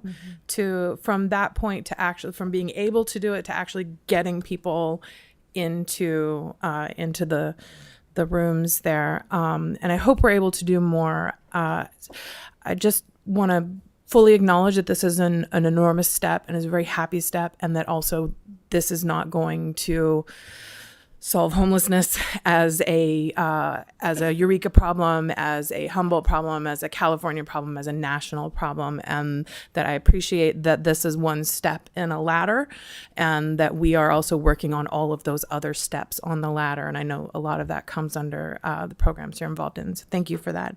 My question actually was just, do you have a waiting list for these spaces already? Yes. Our outreach workers are constantly out in the community, and they do have a wait list. I don't know. It might be in the 30s. There's quite a few folks that are still out. And then right now we're shifting and really trying to do everything we can to house the folks that are currently residing there, to open up more rooms for those folks. But yes, there is currently a wait list. Thank you, and thank you for bringing up the savings or rent as savings. Worked with an organization that did that for transitional age youth coming out of foster care. Basically taught them, the skill of being able to pay rent, but then turning that back over to them. So because move-in costs can be daunting or prohibitive for a lot of folks. So thanks for pointing that out. Really, I want to say thank you. and as Councilmember Moulton pointed out, this has taken a lot of endurance and perseverance, effort, problem solving, and just really appreciate you and everyone who's been involved along the way. Thank you also, City Manager Slattery, for helping, for sure, doing a lot to support seeing this through. I'm very thankful, and it's been a real honor to get to be here on the dais, to support this effort. And also just want to say, with the news coming out today too of the Wiyot tribe winning the $4 million grant to help build affordable housing projects in Eureka, it's a good day for thinking about housing, and it's a community effort. So I feel less than eloquent in terms of how I feel about this, and I feel a lot of folks. There's a lot of hard things. There are many hard things happening in the world, and I feel really proud to see the things that we're working on, and just thank you so much. Councilmember Bauer. Yeah, I don't have any questions, just to thank you. I know there's been a lot of, like the wrong bolts showed up for the walls, and there's been so many things that have slowed this down beyond our control. But I think probably there isn't any staff in Eureka that haven't somehow been involved in this, and I plan on giving Riley a hug and everybody else that was involved, because what a lift. And we've been talking about this for 4 years, right? So, but I know you've spearheaded it, and you're so generous in your sharing of the kudos, but you have been an instrumental part, and thank you, and thanks to everybody, and just happy to see it done, man. So happy. Thanks. Okay. Anybody else? Councilmember Contreras-Deloach. I got to see you out there for a brief minute. It was really, that was the first time I had been out there, was this last week when I was biking out there on the trail, and, stopped off and asked, I'm going to forget his name. Anyway, asked him, how many units do we have? How many are full so far? What's the waiting list look like, and that kind of thing. It reminds me of that starfish story, where they're, the guy is throwing the starfishes back in the water, and someone says, why are you bothering doing this? You're only going to be able to save like a few of them. And he's like, well, how does this even matter? And he's like, well, it mattered to that one.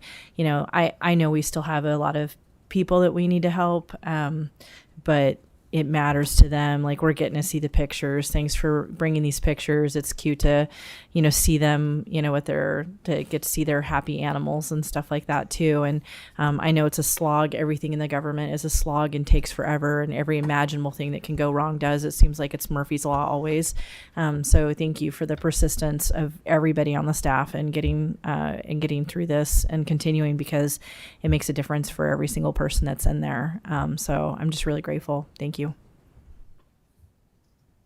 Anything further? Okay. I just wanted to say something. It was an inordinate amount of time in doing this, but we learned a lot from that and have a very good idea. And I mean, a vast majority of that was due to logistical problems that were beyond our control. We had an electrical problem that was probably about 1.5 years delay. It raised the cost of this increasingly. That probably added another year to that. But I think Davis and crew, and I wouldn't be remiss in saying engineering, and Brittany Powell was also a part of this. We have a really good idea on what it takes to take a raw piece of land, get the utilities to it, and get a very compassionate housing project done. That's going to be a lot easier going forward. Well, thank you everybody for being here. Jeff Davis, you are a rock star. I think I need to give you one of these. Seriously. 100%. And on that happy note, Jeff Davis, we are adjourned.